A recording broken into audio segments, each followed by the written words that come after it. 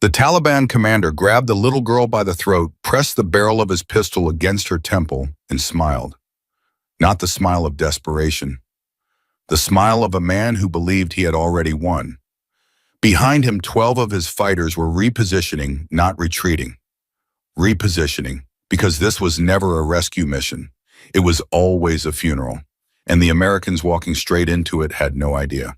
Before we go any further, if this is your first time here, hit that subscribe button and follow this story all the way to the end. Drop your city in the comments right now. I want to see how far this story has traveled.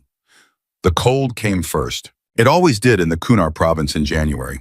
Not the kind of cold that bites at your fingers or stiffens your joints. The kind that gets inside your chest and stays there quiet and patient, like it's waiting for something to go wrong. Master Chief Darnell Hawk Hawkins had been in enough bad places to know the difference between cold weather and a cold feeling. Tonight he had both. He adjusted the strap on his rifle and kept his eyes moving across the ridgeline above the convoy. 3 armored vehicles, 11 SEALs, 1 CIA handler named Greenberg, who hadn't stopped sweating since Bagram, despite the temperature being 17 degrees below zero, and 1 girl. She was sitting in the back of the second vehicle, pressed against the cold metal wall. Her knees pulled up slightly, her eyes closed, not sleeping. Hawk had been watching people sleep in combat vehicles for 16 years. You could always tell. Your body went slack when you slept. Your shoulders dropped. Your breathing changed. This girl wasn't sleeping. She was thinking hard. "She's still doing that thing," said Petty Officer Marcus Webb from the seat across from her. He was whispering, but not quietly enough. Just sitting there with her eyes closed like she's meditating or something. "Leave her alone, Webb," Hawk said. "I'm just saying, Hawk. She hasn't moved in 20 minutes. It's weird. You haven't done anything useful in 20 minutes. I don't find that weird. I find it consistent." Webb made a face but went quiet. The girl's name was Emily Carter.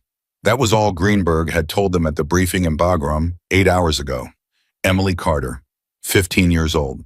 CIA Support Asset Category Sierra. When Commander Ryan Mitchell had introduced her to the team, the room had gone through 3 distinct phases in about 4 seconds.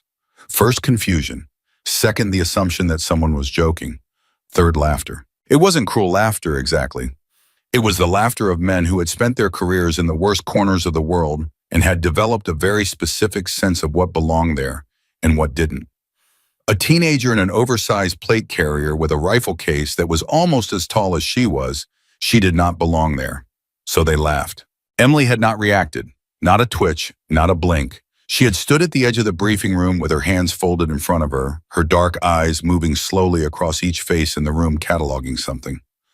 Hawk hadn't been able to figure out what at the time. He was starting to get an idea now. Commander Mitchell had taken the laughter seriously enough to address it. He was a careful man, Ryan Mitchell. Tall, deliberate, with the kind of quiet authority that didn't need to raise its voice. He had let the laughter run its course, and then he had said simply, "Asset Sierra 7 is your overwatch. You will treat her positioning as mission critical. Any questions about her capability can wait until after we extract Dr. Hassan." Dismissed. That had not gone over well. "Overwatch," Senior Chief Leo Garza had said afterward in the hallway, voice pitched low but carrying. "They gave us a child for Overwatch, in a blizzard, on a night extraction." "She's not a child," Greenberg had said, appearing from around a corner with the slightly harassed look of a man who had given this explanation before and found it insufficient every time. "She's the most accurate shooter the CIA has evaluated in the last decade. Her range scores—" "I don't care about range scores," Garza said. "I care about what happens when someone's shooting back." Greenberg had looked at him for a moment. "So does she," he said and walked away. Now they were 40 minutes out from the target compound, moving through a mountain pass that the intelligence maps described as lightly trafficked.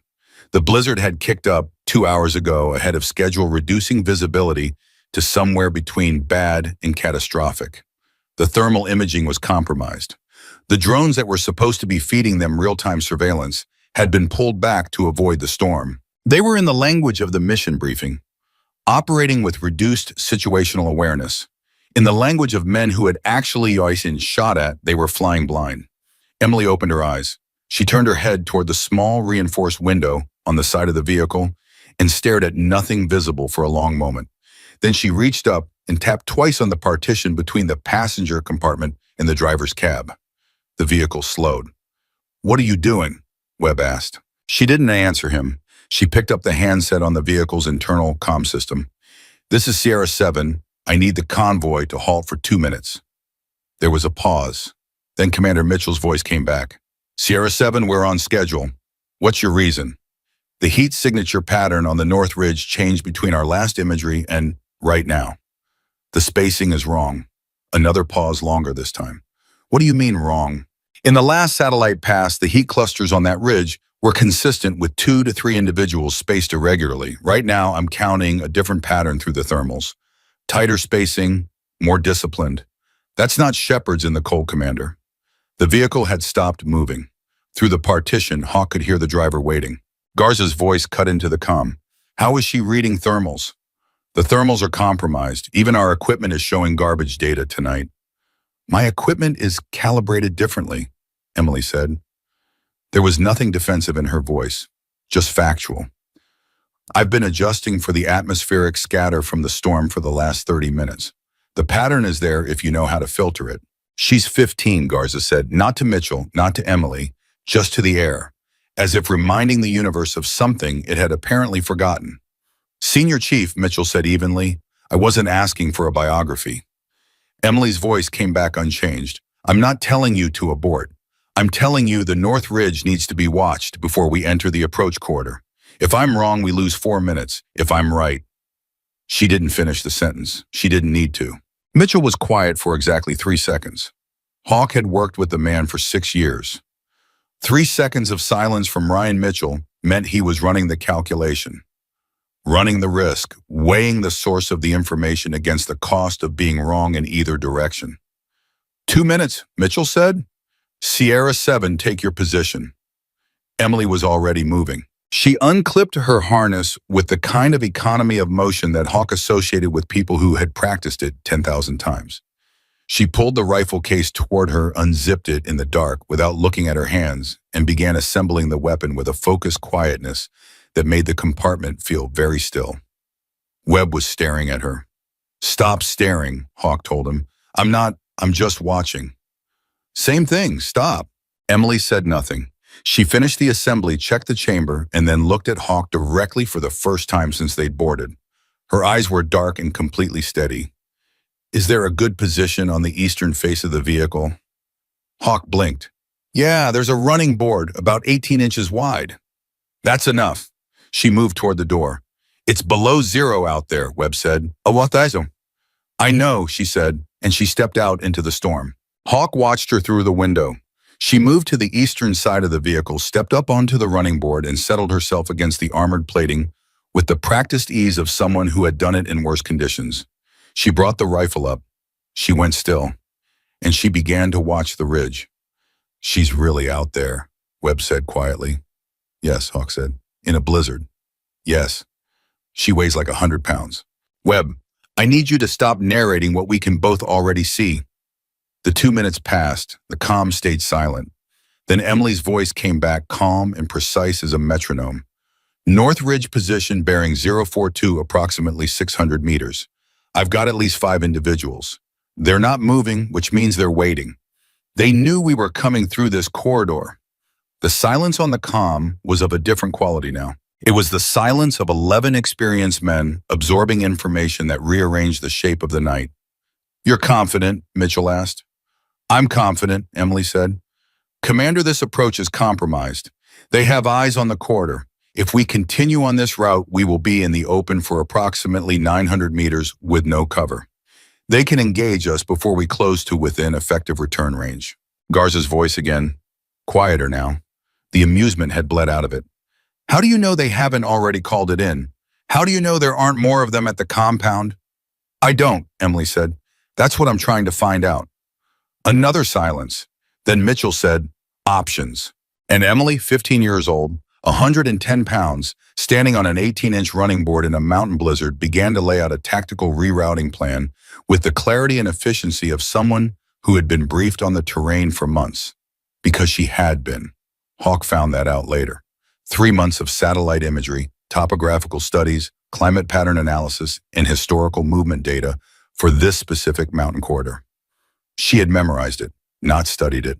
Memorized it because her father had taught her that you could not trust your equipment in the field. You could only trust what you already knew. Hawk didn't know about her father yet. That came later too. What he knew right now in this moment was that the girl on the running board outside his vehicle was giving a tactical briefing that was better than anything he'd heard in a morning debrief at a forward operating base. And the men on his team who had laughed 6 hours ago were not laughing now. They were listening. "We reroute through the secondary drainage channel on the western slope," Emily said. "It adds 14 minutes to our approach, but it keeps us below the ridge line and out of their sight lines. We regain the primary route at grid point Kilo 7 after the corridor opens up and their angle of attack is no longer viable." "And the welcoming party on the ridge?" Garza asked. "They'll wait," Emily said. "So, ambush positions have a patience window. Once they figure out we've rerouted, they'll move. But that movement is visible and it takes time. We'll be at the compound before they can reposition. And if they have a radio?" "They do," she said, "which is why we need to move in the next 3 minutes. I can delay their communication." "How?" Mitchell asked. Emily said, "I can take the antenna off the transmitter at their position. I've got a clear line if I move 20 meters north." Dead silence. She was talking about a 600-meter shot, in a blizzard, in the dark, at a piece of equipment roughly the size of a man's forearm. Webb made a sound that was not quite a word. "That's," Garza started, stopped, started again. "That's not a shot." "It's a difficult shot," Emily said. "It's not impossible." "Sierra 7, Mitchell began. "Commander, give me the 3 minutes. If I miss, we lose nothing we weren't already losing. If I connect, they can't call the compound before we change routes." Another 3-second silence from Mitchell. "Take your shot," he said. She took 20 steps north through the snow without being told. She found a position behind a rock outcropping, settled in so fast it was almost unsettling to watch, and went completely still. The storm howled around her. Her coat, which was too big for her frame, caught the wind and snapped twice, and then she adjusted her position and the coat settled too. Hawk was watching through the vehicle's thermal display. Even with the degraded imaging, he could track her heat signature. She was motionless, entirely motionless. Not the motionlessness of someone trying to stay still, the motionlessness of someone who had simply decided that movement was not useful right now. He counted. 40 seconds, 50, 1 minute. Webb had stopped talking entirely. Garza on the comm said nothing. At 68 seconds, Emily fired. One shot. The suppressor turned the sound into something small and flat and almost polite. Through the thermal, Hawk watched a heat bloom spike and vanish on the ridge. Then he watched a small object, the antenna array, separate from the main cluster of heat signatures. The radio was gone. No one said anything for a full 4 seconds. Then Webb said in a voice that had lost most of its color, "Did she just?" "Yes," Hawk said. From there in this, "Yes, she's 15. "Webb." Hawk turned to look at him. "I know how old she is. Stop reminding me. It's not helping." On the comm, Mitchell's voice came back. It was the same voice he always used. Measured, professional, giving nothing away. But Hawk had worked with the man for 6 years. He knew all the registers. And this particular register, this very, very careful evenness, was what Ryan Mitchell's voice did when he was surprised. "Good shot, Sierra 7. Reroute to secondary. We move in 90 seconds. Emily climbed back down from her position, walked back to the vehicle, and stepped up onto the running board without saying anything. She brought the rifle back to her shoulder and resumed watching the ridge, as if she had done nothing more remarkable than check the weather. Garza came through on the private channel Hawk shared with the senior leadership element. His voice was low, not quite chastened, but altered. "Hawk, you got eyes on her right now." "Yeah," Hawk said. "What's she doing?" "Watching the ridge." A pause. "Okay," Garza said, and clipped it off. They rerouted 14 minutes through a drainage channel that was too narrow, too icy, and too steep to be comfortable at any point. Nobody complained. The team moved with the specific focus of people who had just recalibrated their understanding of their situation and were now dealing with the version that was real instead of the version they'd planned for. Because what Emily had seen on that ridge changed everything. This was not a standard extraction. Somewhere between the last satellite pass and tonight, the enemy knew they were coming. Dr. Hassan, the American-educated Afghan physician who had been taken 6 weeks ago and whose rescue had taken 3 months of planning and 2 failed attempts to arrange, was somewhere inside that compound. And the people holding him were no longer simply holding him, they were waiting to use him. The full shape of that realization landed on Hawk somewhere around the 7th minute of the reroute, when they were deep in the drainage channel and the ridge was above them and behind them. And he thought about how many RPG teams you could move into position in 14 minutes. If you had 14 minutes of warning and knew exactly which corridor your target was avoiding. He keyed his private comm. Sierra 7. Emily's voice came back immediately. Senior Chief? When we get to Kilo 7 and we're back on the primary road, what's your read? A pause, not a long one. They'll have adjusted. I expect they'll try to funnel us. Create a kill zone between the compound entrance and the main building. How many? The initial Ridge team was 5. The compound usually runs 8 to 12 for a holding operation. Add the Ridge team after repositioning. Another pause. I'd planned for 15 to 20. Hawk absorbed that, with Dr. Hassan inside. Yes. And they know we're coming for him.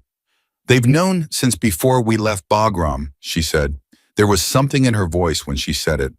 Not bitterness. Something more careful than bitterness. Someone talked.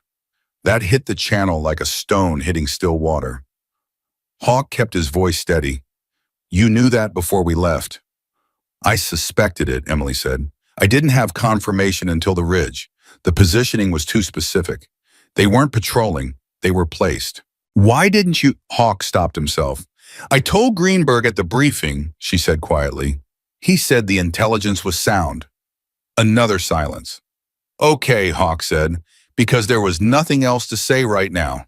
There would be time later for the conversation about what had been reported to whom and why it hadn't changed anything. Right now, there was the drainage channel and the ice and the 14 minutes in the compound waiting at the end of it. Sierra 7, he said, still here. When we hit Kilo 7, I want you to tell me what you see before we move. Not Greenberg, not comms, me directly. A pause, then understood, Senior Chief. He clicked off. Looked at Webb, who had been watching him with that expression that younger operators got when they realized the situation was significantly more complicated than the briefing had suggested. The expression that meant they were recalibrating too. It's going to be okay, Hawk told him. It was not strictly speaking a promise he could keep, but it was the right thing to say. They hit Kilo 7 at 11:43. Emily's voice on the comm as they cleared the drainage channel and came back up onto the approach route was as level as it had been 6 hours ago in Bagram, as if the blizzard and the compromised intelligence and the 600-meter antenna shot in the dark were simply details she had already accounted for and filed away. I see the compound, she said. Main gate is lit, 2 visible guards, but the positioning suggests there are more inside the gate structure. Eastern wall has movement, at least 3 individuals, possibly 4 moving in a pattern consistent with staged positioning. Staged how? Mitchell asked. Like they're setting up fields of fire, Emily said. Not patrolling, not guarding, setting up fields of fire from the eastern approach, which is our primary breach point, Garza said very flatly. Yes, Emily said. So they know that too. They know the standard approach for a compound of this configuration, Emily said. The eastern wall is the tactically obvious breach point. Any competent defender would cover it. Or any defender who was told exactly what we were planning, Garza said. Nobody said anything to that. I need another 2 minutes, Emily said. I want to watch the pattern on the eastern wall before I give you a breach recommendation. You're giving breach recommendations now, Garza said. And there it was again, that slight edge that had been in his voice at Bagram. Smaller now, but still there. Emily did not respond to the tone. She simply said, I'm giving you what I see, Senior Chief Garza. What you do with it is your call. Garza was quiet. Hawk watched the compound from his position at the lead vehicle and thought about the shape of what was happening. 11 men and 1 girl in a blizzard outside a compound that had been turned into a trap. An informant somewhere in the chain behind them. A hostage inside. And a 15-year-old who 8 minutes ago had shot the antenna off a radio from 600 meters in the dark. He thought about Garza's voice at Bagram, the laughter in the briefing room, the way Greenberg had said, "She's not a child," and none of them had really heard it. He thought about the way Emily had stood at the edge of that room and watched each of them cataloging something. He understood now what she had been cataloging. She had been counting who would listen and who wouldn't. And she had not been angry about the answer. She had simply filed it away, accounted for it. The way you accounted for wind speed and bullet drop and atmospheric scatter, variables that weren't personal, just real. Senior Chief Hawkins, her voice came directly through his personal comm, not the group channel. "Go ahead," he said. "The eastern wall pattern just changed. They've stopped moving." "Stopped how?" "Final positions," she said. "They're set. They're waiting for us to breach." Hawk looked at the compound, looked at the blizzard, looked at the 11 men around him who were the best at what they did, and who were nonetheless walking towards something that had been specifically designed to kill them. "Sierra 7, he said. "I'm listening. What do we do?" And the girl who wasn't supposed to be there, who was too young and too small, and had been laughed at 6 hours ago in a warm briefing room at Bagram, began to tell him 11:47 p.m. Emily's voice came through Hawk's personal comm with the kind of precision that made you lean forward without realizing you were doing it. "Don't breach the eastern wall. That's what they want. The moment you blow that entry point, you will have crossfire from the gate structure on your left and the building roofline on your right. You'll lose people in the first 15 seconds. Hawk didn't answer immediately. He was already running it in his head, matching her read against what he could see against 16 years of compounds and corridors and entry points that looked like exits and exits that were actually graves. She was right. The geometry was wrong. The eastern wall was too clean, too obvious, too perfectly positioned for exactly the kind of approach the mission plan called for. "Then what?" he said. "The northern face. There's a section of wall approximately 30 meters west of the main northern gate. The mortar pattern on the satellite imagery from 3 months ago shows degraded structural integrity. One charge will open it. They won't have that angle covered because it's not a standard breach point. It puts you inside the compound's dead zone, the area their staged positions can't reach without repositioning." Garza cut into the comm. Not the private channel, the group one. "How long does repositioning take?" 40 to 60 seconds if they're disciplined, Emily said. 90 to 2 minutes if they're not. "And we don't know which they are." "We're about to find out," she said. Mitchell came on. "Sierra 7, if we go through the northern face, what's your overwatch position?" "I need the elevated point on the ridgeline at bearing 315, approximately 920 meters from the compound center. From there, I have sight lines on the gate structure, the eastern wall, the roof line, and the courtyard interior." 920 meters, Webb said from somewhere behind Hawk. Not skeptical, just repeating it, like he needed to hear the number out loud to believe it was a real number that a person was actually proposing. "In these conditions," Mitchell said carefully. "That's manageable," Emily said. A beat of silence. "Manageable," Garza repeated. "Yes." Hawk could hear something working its way through Garza's chest.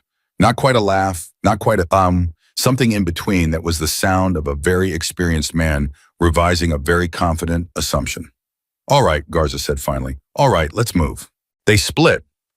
Emily went north and up, moving through the storm with that same economy of motion Hawk had noticed earlier. No wasted steps, no hesitation. She knew exactly where she was going because she had already been there 100 times in her mind, walking the terrain from the satellite images, calculating angles and distances the way other people calculated grocery lists. Hawk watched her heat signature on the thermal until the storm swallowed it. And then he turned back to the compound, and the 11 men who were now shifting their entire approach based on what a 15-year-old had told them from a running board in a blizzard. 11:52 p.m. They stacked at the northern face in under 4 minutes. Reyes, the team's breacher, a compact man from San Antonio with forearms like bridge cables and a patience for explosives that bordered on spiritual, ran his hands along the wall section Emily had identified without being told twice. He tapped, listened with his fingertips. "She's right," he said, pulling back. "This wall's cooked. One linear charge middle section, it'll fold like paper." "How loud?" Mitchell asked. "Loud enough," Reyes said. "Can't help that." "Then we're committed the moment it blows," Mitchell said.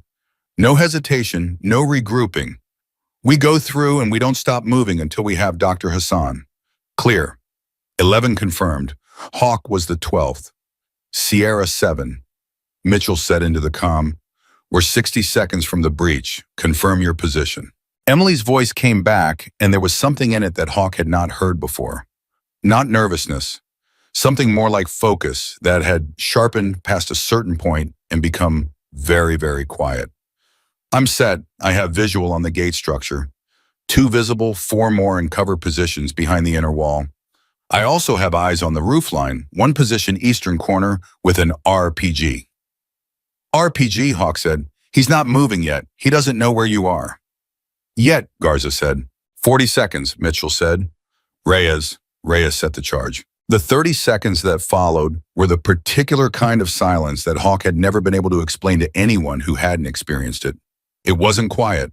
The blizzard was still there, the wind was still there, and somewhere inside the compound, a generator was running with a diesel rattle that carried through the cold air. But underneath all of that, there was a quality of stillness that settled over the team. The stillness of men who had made their decision and were now simply waiting for the world to catch up. Hawk thought about Emily on that ridge, 920 meters. The storm between her and the target.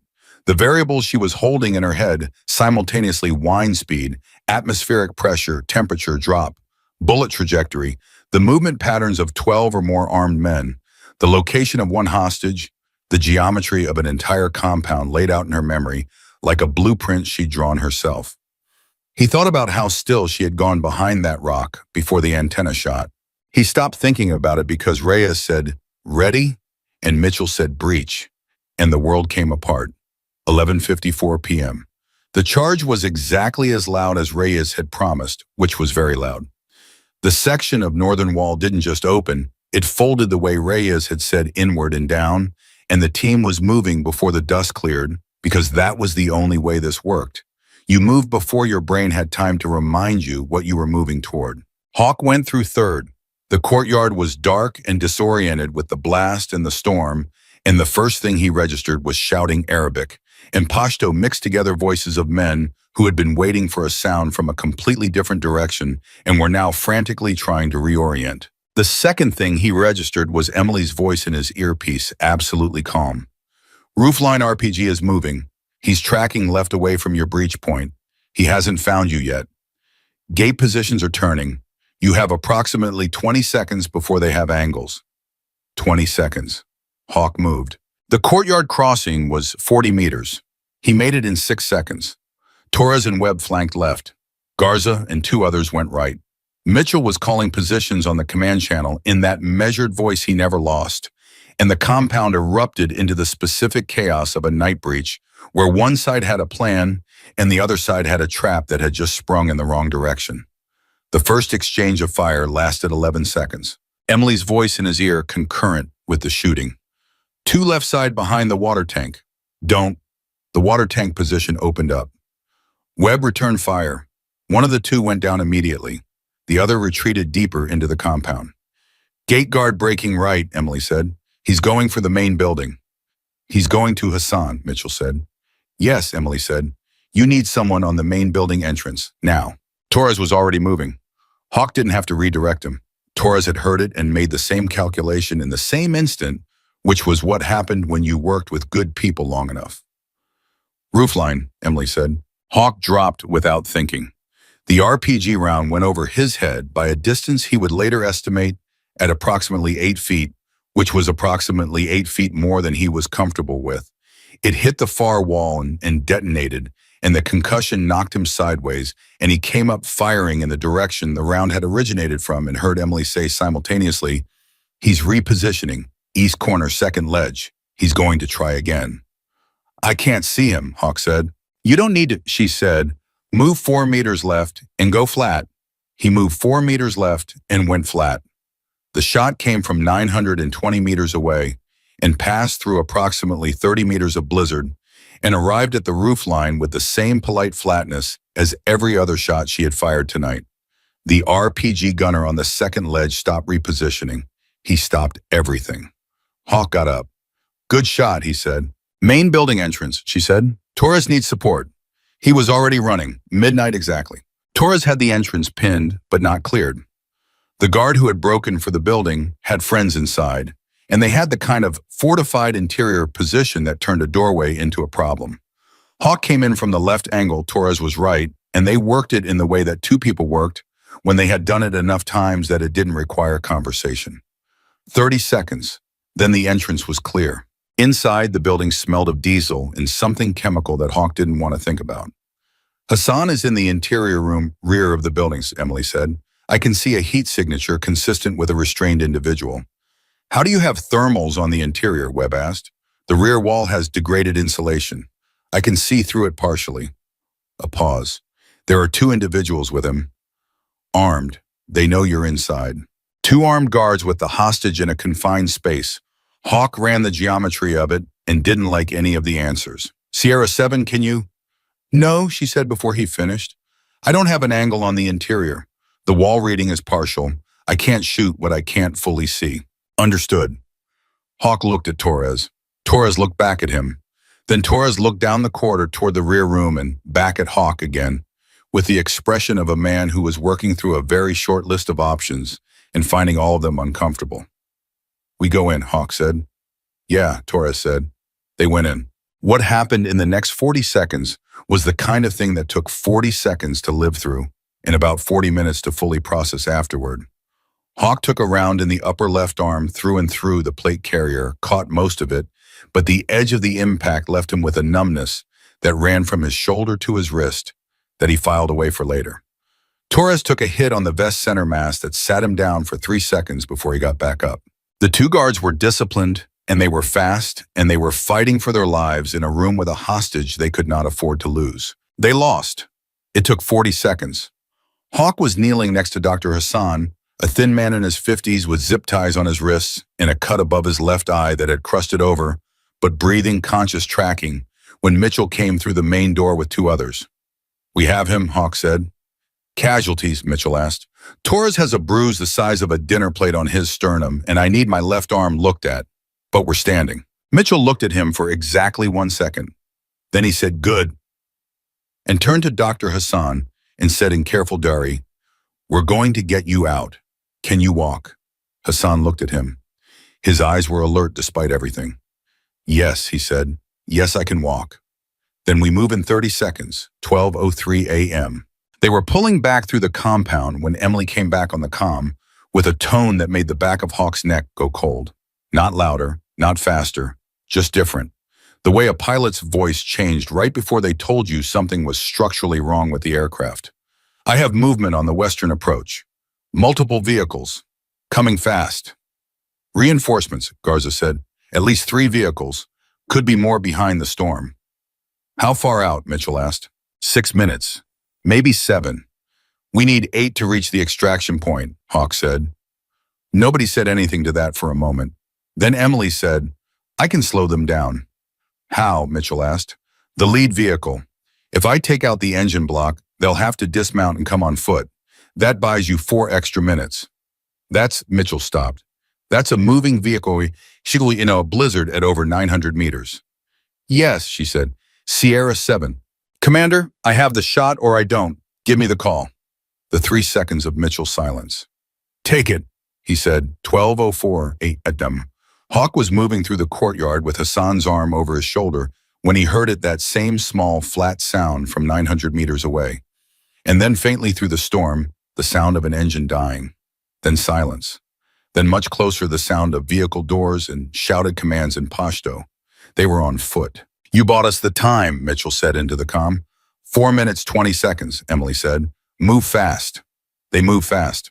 Dr. Hassan, for a man who had been held captive for 6 weeks and had a cut on his head and zip ties recently removed from his wrist, moved with a determination that Hawk would remember for a long time. He didn't slow them down. He didn't complain. He put one foot in front of the other in the blizzard with the particular focus of a man who understood exactly what was behind him and had very strong feelings about not going back. 12:07 a.m. They were 200 meters from the extraction point when the second ambush opened up. Not from ahead, from the left. The ridge that the original team had been sitting on, the ridge Emily had identified before they even started moving, The one with 5 fighters who had been placed too precisely to be a coincidence had repositioned exactly as she had predicted. And while she had predicted it, and while the road had bought them time, the fighters had used that time. They hit the team from 60 meters, which in a blizzard was almost point blank. Webb went down immediately. Not a kill shot his leg, and he was cursing very loudly, which meant he was alive, and his airway was clear. And Hawk filed both of those things under good as he went to ground and started returning fire into the dark. The comm erupted. Mitchell was calling positions. Garza was directing the right side of the line. Torres, still moving despite the dinner plate bruise on his chest, was pulling Webb behind a rock formation. Dr. Hassan had gone flat on his own initiative, which meant whatever else 6 weeks in Taliban captivity had done to him, it hadn't taken his survival instincts. And through all of it, Emily's voice in Hawk's earpiece, steady as a compass. Left ridge, first position, approximately 62 meters.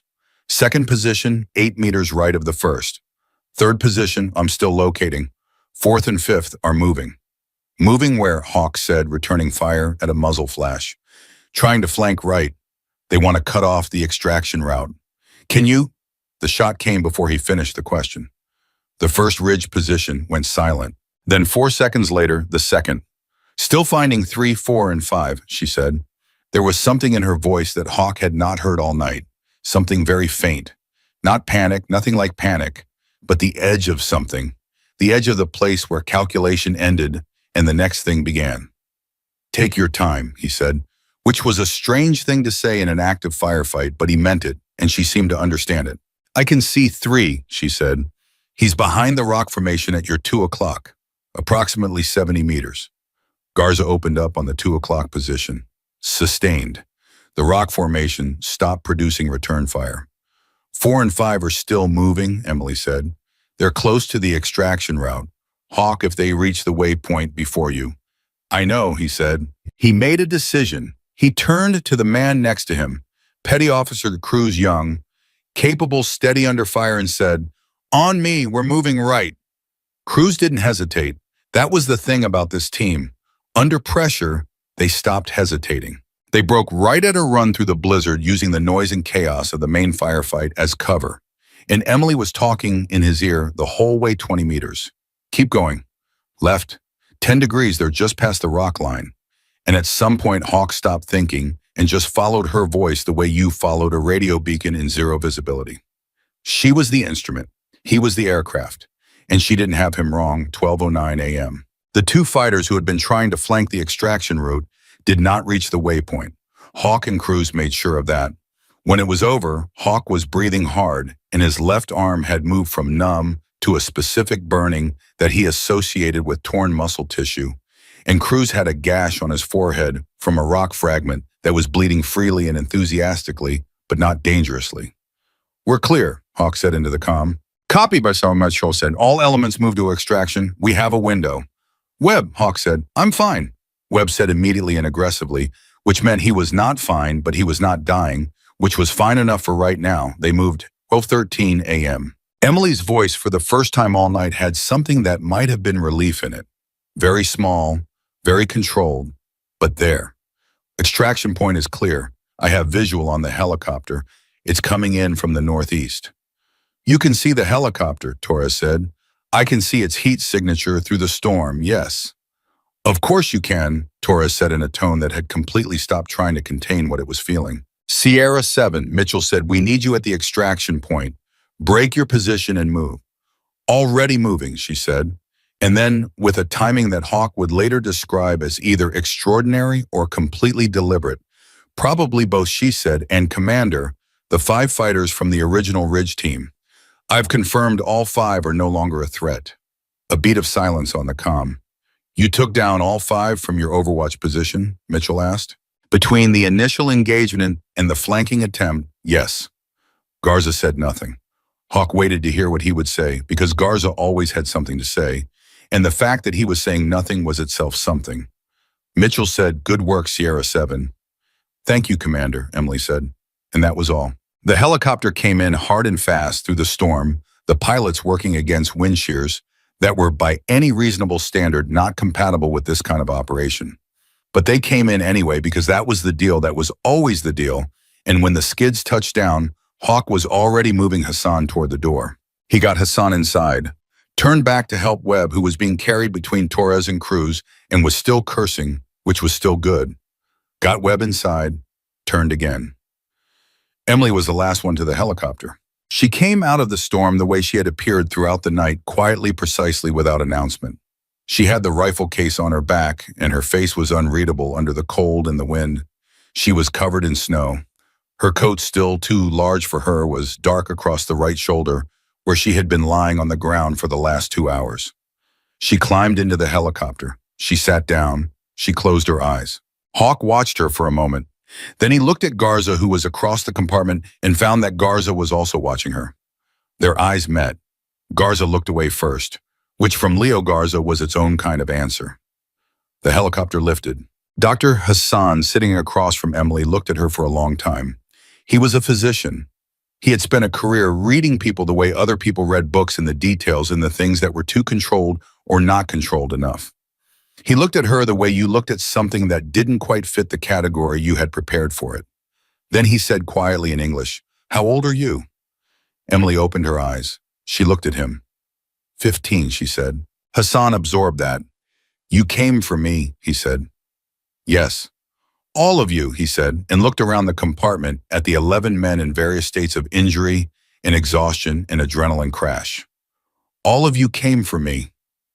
"That's what we do," Hawk said. Hassan looked back at Emily. "She is the one who got you here," he said. It was not a question. Hawk looked at Emily.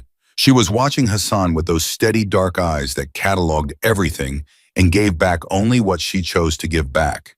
She didn't confirm it. She didn't deny it. She just watched him, and after a moment she said, "We all got here together, Dr. Hassan."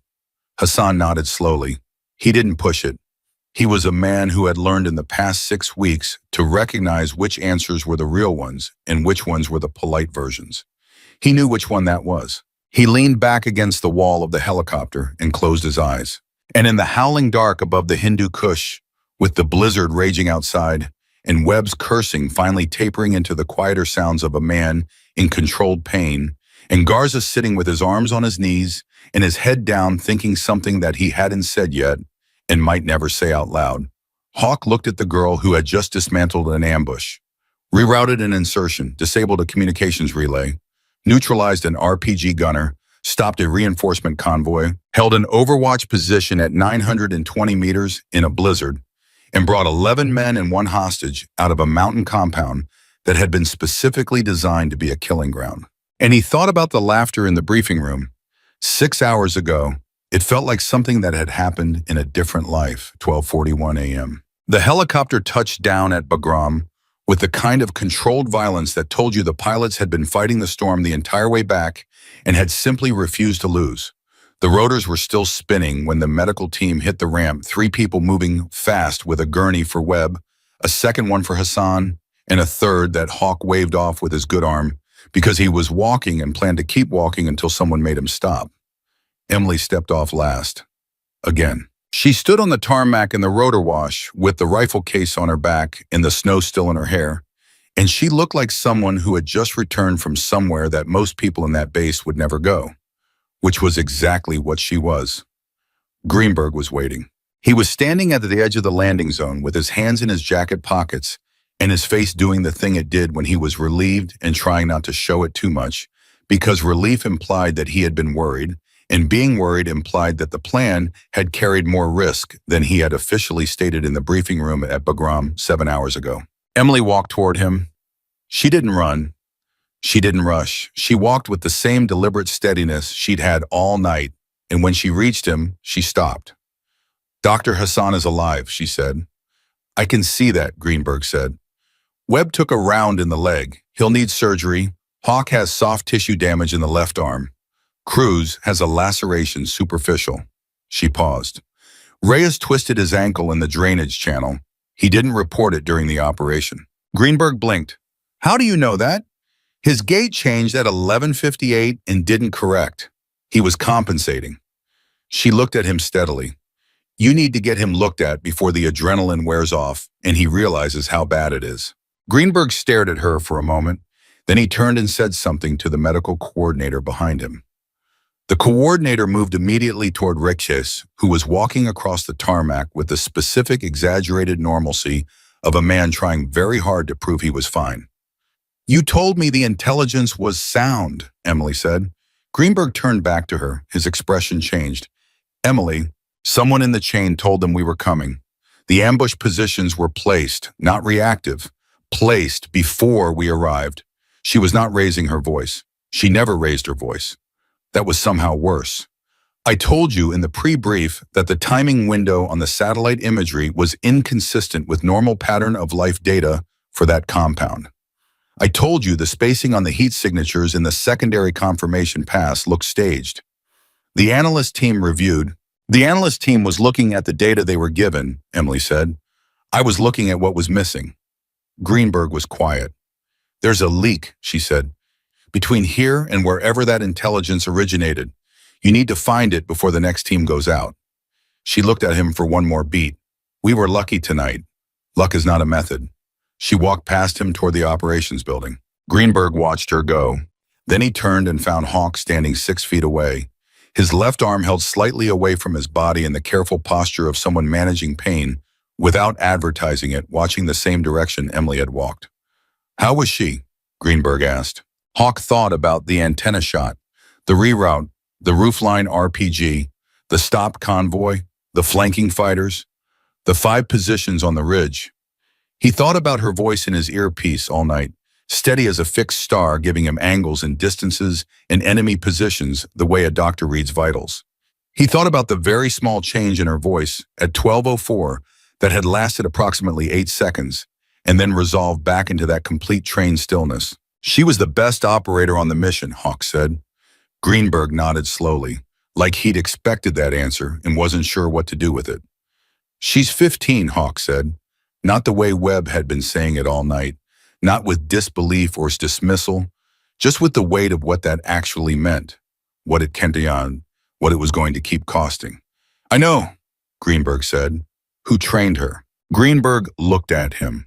Something moved across his face that wasn't quite reluctance, more like the expression of someone deciding which version of the truth was the appropriate one for this conversation. "Her father," he said finally. "Who was her father?"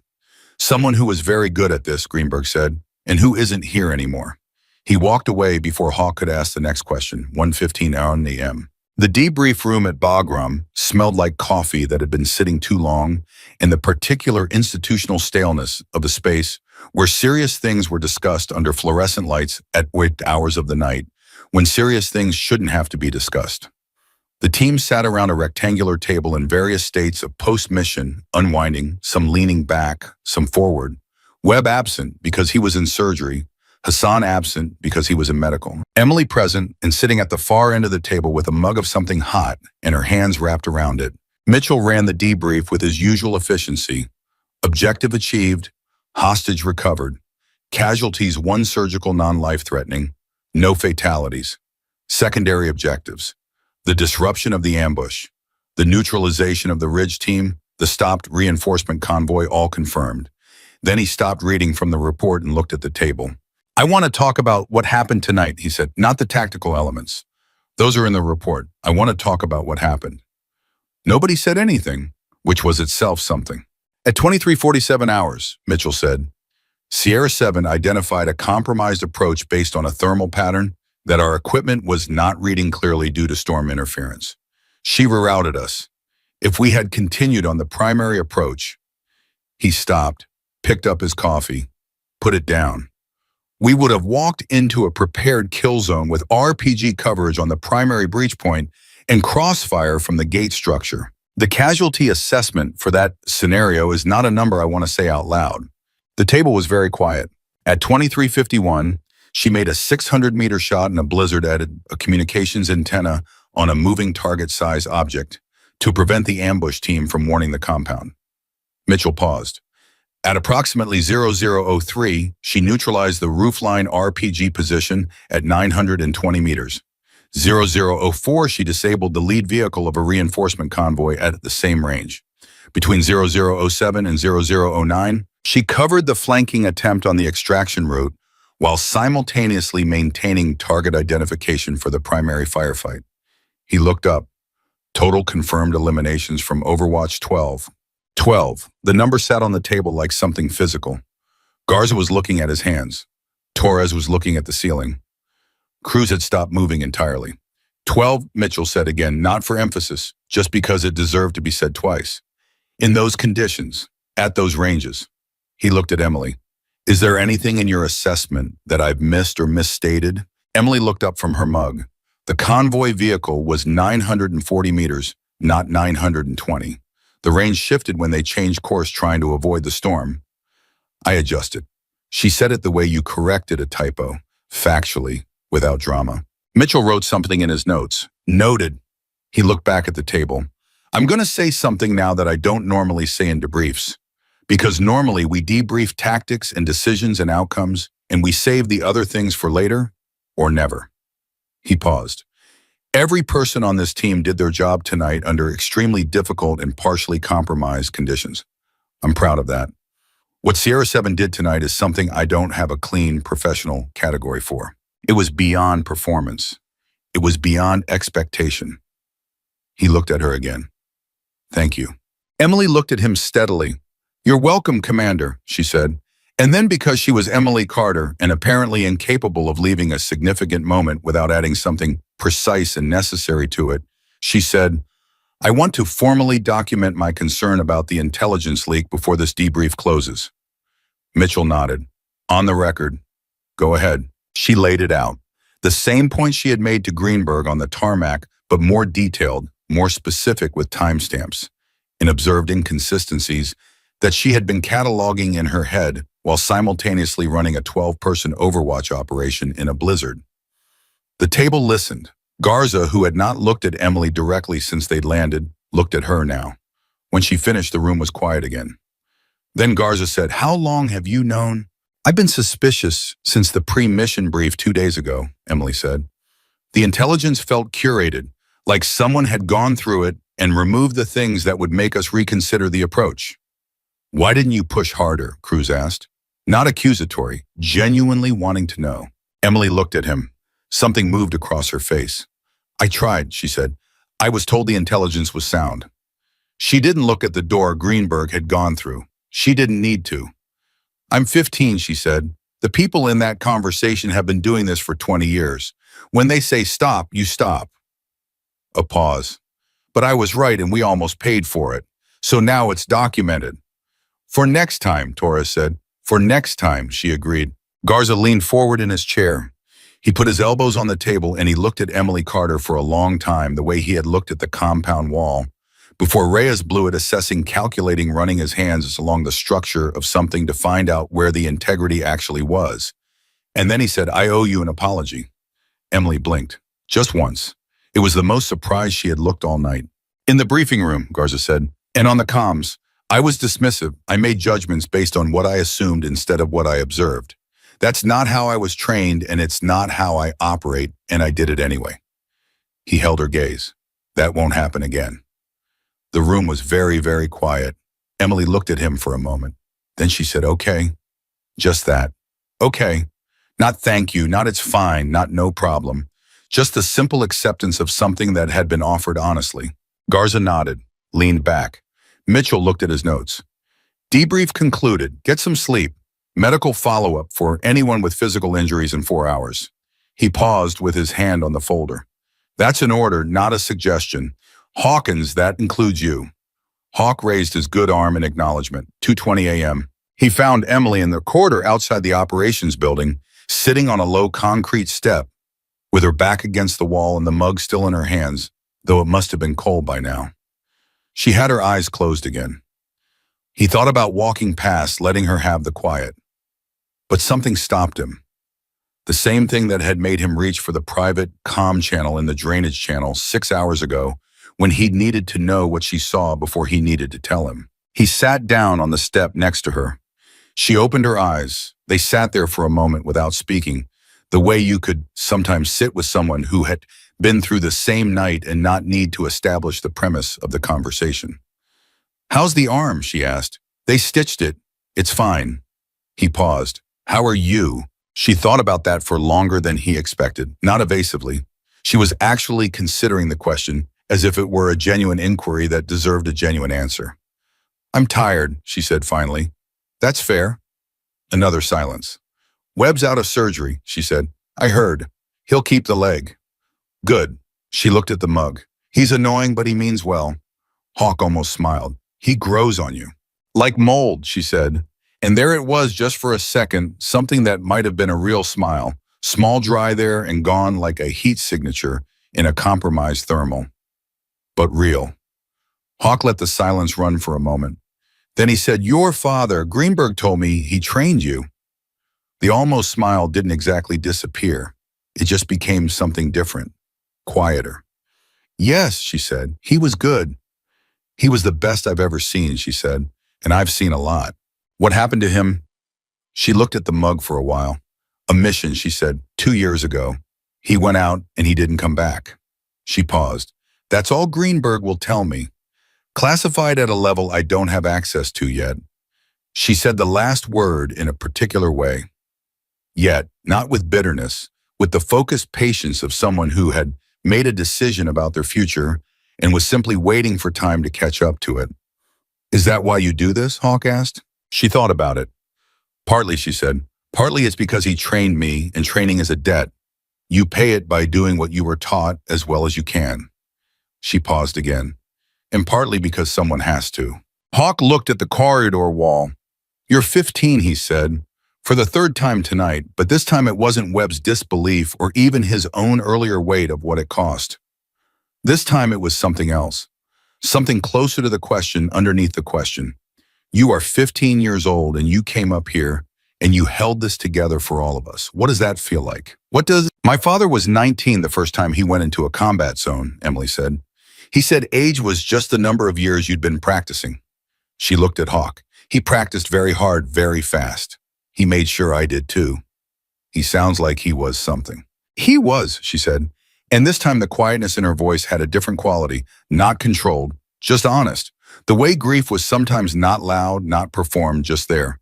A weight you carried so often that you'd learn to walk normally with it. They sat there another few minutes. The bass moved around them, distant sounds, vehicle engines, the procedural noise of a forward operating base at 2 in the morning. Then Hawk said, "For what it's worth, what you did tonight, I've been doing this for 16 years. I've worked with the best people this country trains.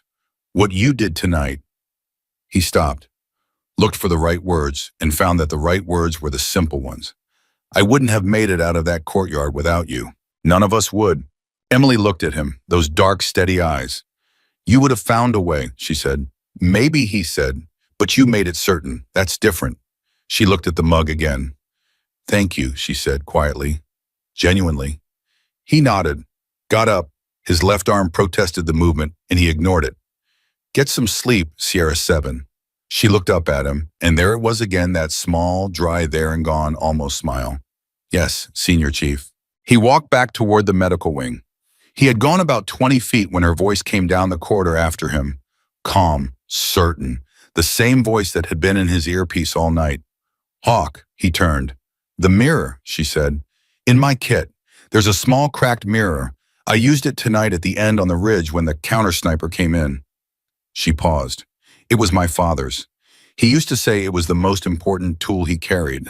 Not the rifle. The mirror." Hawk waited. "He said the rifle was how you solved the problem," Emily said. "The mirror was how you found it. Most people only look at what's in front of them.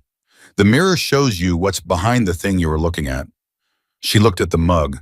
"He taught me to use it at 600 meters the first time. I was 9. Hawk stood in the corridor and thought about a 9-year-old learning to use a cracked mirror at 600 meters, and about a father who had understood that the thing behind the thing was always the real target, and about a mission 2 years ago from which that father had not returned, and about a 15-year-old who had carried that mirror into a blizzard in the Hindu Kush and used it exactly as she'd been taught at the moment it mattered most. "Get some sleep," he said again, because there was nothing else to say that would fit in a corridor at 2 in the morning without taking up more space than the moment could hold. She nodded, closed her eyes. He kept walking, 3:08 a.m. He found Mitchell in the operations center, still at the table, still with a folder open, writing something by hand in the careful, deliberate way that Mitchell wrote things that were going to matter later. Hawk sat across from him and waited. Mitchell finished the sentence he was writing, looked up. You talked to her. For a few minutes, Hawk said. How is she? Tired. Fine. He paused. Better than she should be. Mitchell nodded, looked back at the page. I'm writing the performance assessment now, he said. I want to get the language right. These things become permanent records. He tapped the pen against the page twice. Asset Sierra 7 demonstrated precision and tactical judgment beyond any measured standard for active conditions. He said it slowly, like he was testing the weight of each word. Is that accurate? Hawk thought about the night. All of it. The running board, the drainage channel, the antenna, the roof line, the convoy, the ridge, the corridor. It's accurate, he said. It's also insufficient. I know, Mitchell said, but it's what I can put in a report. He paused. The real record is what we carry out of here. Hawk looked at the folder. She flagged a leak, formally in the debrief. I heard her, Mitchell said. I'm including it, with a priority flag. He looked up. She was right about the intelligence being compromised. Someone is going to have to answer for that. Greenberg. Greenberg reported what he received. The problem is upstream of him. Mitchell closed the folder. It always is. They sat for a moment. She said her father trained her, Hawk said. 2 years ago, he went out and didn't come back. Mitchell looked at him. Something shifted in his face very slightly in the region around his eyes. The way it shifted when he knew something and was deciding how much of it to say. I know about her father, he said, and that's a conversation for a different level of clearance and a different time of night, Mitchell said. Not harshly, carefully. What I can tell you is that whoever he was, he did right by her. And that's not nothing. She's 15, Ryan, Hawk said. Mitchell looked at him for a long time. I know that Darnell, he said, and the use of his first name, which Mitchell almost never did outside of very specific moments, told Hawk that they were no longer in the professional register. They were in the other one, the one that didn't go in reports. I think about that every time Greenberg sends me a mission package with her name on it. Every single time. He paused. But I also thought about it tonight when she spotted the ambush and rerouted us before we walked into a kill zone. And I thought about it when she took out the RPG position that was going to drop you in that courtyard. He picked up his coffee, put it down. There are no clean answers here. There's just what she can do and what we would lose if she wasn't there and what it cost her to be there. And none of those three things exist comfortably in the same conversation. No, Hawk said, they don't. Get your arm looked at again, Mitchell said. The stitches were field applied. The medical team needs to redo them properly. In a minute. Now Hawkins. Hawk got up. His arm said something unpleasant in the language of torn muscle. He walked toward the door and stopped with his hand on the frame. The report, he said. When you file it, her name, does it stay classified? The asset designation stays classified, Mitchell said. Sierra 7 is a compartmented identity. He looked down at the page again. Emily Carter doesn't officially exist in this context. But she does, Hawk said. She absolutely does. Yes, Mitchell said. He picked up his pen. She absolutely does. Hawk walked out into the corridor and back toward the medical wing, and the base moved around him with its 3 a.m. procedural quietness, and somewhere down the hall in the opposite direction, on a low concrete step, a 15-year-old girl with a cracked mirror in her kit and a name that didn't officially exist, sat with her eyes closed and her hands wrapped around a cold mug, carrying a weight that nobody her age should have been carrying, with a stillness that nobody her age should have been able to maintain. And in the operations center, Commander Ryan Mitchell wrote her report by hand, word by careful word, finding the language that was accurate and insufficient, and the only kind of truth that a classified document could hold. And 12 men who had laughed 7 hours ago in a briefing room at Bagram, 11 of them now because one was in surgery with a bullet hole in his leg, were asleep or trying to sleep, or lying awake thinking about corridors and ridge lines, and the sound of a shot from 940 meters, arriving exactly where it needed to arrive, exactly when it needed to arrive there. None of them were laughing. 6:47 a.m. The sun was coming up somewhere behind the clouds, which meant the darkness had shifted from black to a gray that hurt the eyes differently. Bagram was transitioning from its nighttime operational tempo to its daytime one, which at a forward operating base mostly meant the same things happening in slightly better light. Hawk had slept 3 hours. His arm had been restitched by a medical officer who had expressed opinions about field suturing with the particular professional displeasure of someone who took neat work seriously. The arm was wrapped, now tight and deliberate, and it pulled when he moved, but it held. He was on his second coffee when Greenberg found him. Greenberg looked like he hadn't slept at all. His jacket was the same one from last night, and his eyes had the red-edged quality of a man who had spent the hours between 2 and 7 a.m. in a series of conversations he couldn't discuss in locations he couldn't name. He sat down across from Hawk without asking and put both hands flat on the table. "We found the leak," he said. Hawk set down his coffee. "Where?" "Kabul Station, a local national interpreter with access to the mission planning documents. He'd been turned 3 months ago." Greenberg's jaw tightened. He had full visibility on the Hassan extraction timeline, the primary approach corridor, and the breach methodology. 3 months, Hawk said. No, he knew everything. "Everything we put in the written plan," Greenberg said, "which is why the compound was ready, why the Ridge team was placed not patrolling, why the eastern wall was covered." He stopped. Emily was right. The intelligence wasn't wrong, it was curated. Someone went through it and removed the indicators that would have told us the operation was blown. "She flagged it 2 days before we left," Hawk said. Greenberg looked at the table. "I know. She told you something was wrong with the intelligence, and you sent us out anyway." "I sent you out because 3 levels above me made that call," Greenberg said, and his voice had something in it that wasn't quite anger and wasn't quite shame, but was somewhere in the difficult territory between them. "I flagged her concern. I was told the mission was time-sensitive, and the intelligence had been reviewed, and the window couldn't wait." He pressed his hands flatter against the table.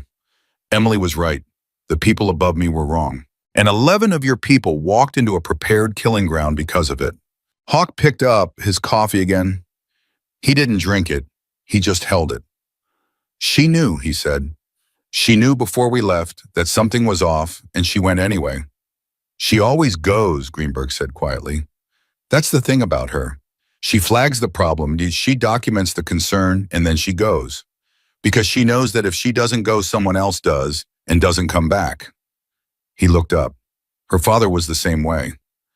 "Tell me about her father," Hawk said. Greenberg looked at him for a long time. Then he said, "His name was Daniel Carter. He was a paramilitary officer, SAD Special Activities Division. He was one of the 3 best marksmen the agency had seen in 40 years of keeping records on such things." A pause. "He started training Emily when she was 4 years old. Not with weapons, with observation, pattern recognition. He used to take her to public places and ask her to tell him everything she noticed that other people didn't. She was extraordinary at it by age 6. Another pause. "The weapons training came later, when she was old enough to understand what they were for. He brought his daughter up to do this," Hawk said. "He brought his daughter up to survive," Greenberg said. "There's a difference. He knew what his life looked like. He knew the odds. He made a decision that if something happened to him, she needed to be able to function in the world he operated in." Something moved across Greenberg's face. He loved her very much. The training was an act of love in its way, even if it doesn't look like one from the outside. "What happened to him?" "January 2 years ago, a mission in a location I can't specify. He went in as part of a 4-person element. The mission was compromised, sound familiar, and the extraction failed. 3 of the 4 came out." Greenberg stopped. "Daniel Carter was not one of them." The words landed on the table like the specific kind of weight that didn't make a sound. "She was 13, Hawk said. "Yes. And 6 months after that, she was in the field." 4 months, Greenberg said. "She presented herself to the agency with her father's training records, his field notes, his evaluations, and a range assessment she had conducted herself at 800 meters that broke every benchmark we had for that distance." He looked at Hawk. "She said, and I'm quoting this because I have the transcript, she said, 'My father trained me to do what he did. He's gone. The work isn't. I'm here. Use me or don't, but I'm not going anywhere.'" Hawk sat with that for a moment. "She was 13 years old," he said. "She was 13 years old. Greenberg confirmed. And there was not a single person in that room who could find the argument that made her wrong. 7:20 a.m. Webb was awake. The surgery had gone clean. The round had passed through the outer edge of the thigh without hitting the femoral, which the surgical team described as fortunate, and Webb described with a specific colorful vocabulary that suggested he was feeling better. He was in a bed in the medical wing with his leg elevated and his phone in his hand, and the expression of a man who was bored in the specific way that post-surgical patients got bored, which was different from regular boredom because it had nowhere to go. Emily was sitting in the chair beside his bed. Hawk stopped in the doorway and watched for a moment before either of them noticed him. I'm just saying, Webb was saying you could have told me, before we left, that you were actually, that good. Would it have changed anything? Emily said. Webb thought about it. Honestly, probably not. I still would have thought it was insane to bring a kid on. He stopped himself, looked at her. Sorry, that came out wrong. It came out accurate, Emily said. It is insane to bring someone my age into a combat zone. It's also what happened and we're both alive, so. Yeah, Webb said. He shifted his leg and made a sound that was trying very hard not to be a wince. How many times have you done this missions like last night? Operational details are classified, yeah, I figured. He looked at her. Can you tell me anything? She thought about it. More than last night, less than I should have at my age. Webb absorbed that. Does it get easier? The question hung in the air between them. Emily looked at him with those steady eyes, and Hawk could see her deciding which version of the truth to give. Some parts, she said finally, the calculation gets faster, the technique gets cleaner. Your body stops spending energy on things that don't matter. She paused. The other parts don't get easier. They get quieter, which isn't the same thing. Webb looked at her for a moment. Your dad, he said carefully. Greenberg mentioned last night, before we left, he said something about how you were trained. My father, Emily said. Yes. Is he back? Yes, she said. Webb was quiet, then, I'm sorry. Thank you, she said. Genuine, clean, no performance around it. How do you, Webb started, stopped, tried again. How do you keep doing it after that? How do you keep going back out? Emily looked at the wall above his bed for a moment, not avoiding the question, looking for the true answer rather than the easy one. Because he taught me that the mission doesn't stop because you're in pain, she said. He used to say that stopping when it hurts is a luxury that the people depending on you can't afford.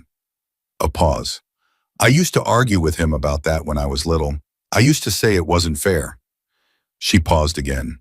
He said fair wasn't the measure. Necessary was the measure. That's heavy for a little kid, Webb said. He was a heavy person, Emily said. And something in her voice when she said it, not sad exactly, but specific. The specific weight of someone you carried permanently. In the best way, Hawk stepped into the room. Both of them looked up. How's the leg? He asked Webb. Attached, Webb said, which I'm told makes me lucky. You are lucky. Hawk looked at Emily. Greenberg wants a secondary debrief. An hour. About the leak, she said. About what you observed regarding the intelligence inconsistencies. He wants the formal record. She nodded, got up from the chair, looked at Webb. Get some sleep. I slept for 3 hours, he said. Sleep more, she said. Your body is repairing itself. Sleep is how it does that fastest. You need 4 to 6 more hours minimum. She said it with the same matter-of-fact precision she used for everything, and Webb stared at her like she'd said something unexpectedly kind, which Hawk supposed she had. Yeah, okay, Webb said, and he sounded for just a second like a person who was grateful to be told what to do by someone who was clearly going to be right about it. 8:15 a.m. The secondary debrief was in a smaller room with a recording device and a man Hawk didn't know sitting next to Greenberg. The man had the particular quality of institutional seniority that didn't announce itself, no insignia, no introduction, just presence. The kind of presence that meant decisions. Emily sat across from them. Hawk had been asked to observe. He sat against the wall and stayed quiet. The man who hadn't been introduced said, Miss Carter, I've reviewed Commander Mitchell's report and the primary debrief transcript. Before we go to the intelligence concerns you flagged, I want to ask you about a specific moment in the operation. He opened a folder, At 0003 hours, you identified and neutralized a rooftop RPG position at 920 meters. In a blizzard, at night. 940, Emily said. He looked up. The report says 20. The report is based on my preliminary estimate. I recalculated based on the vehicle displacement when they rerouted. It was 40. He wrote something. That's the second time you've corrected the distance upward. Accuracy matters, she said.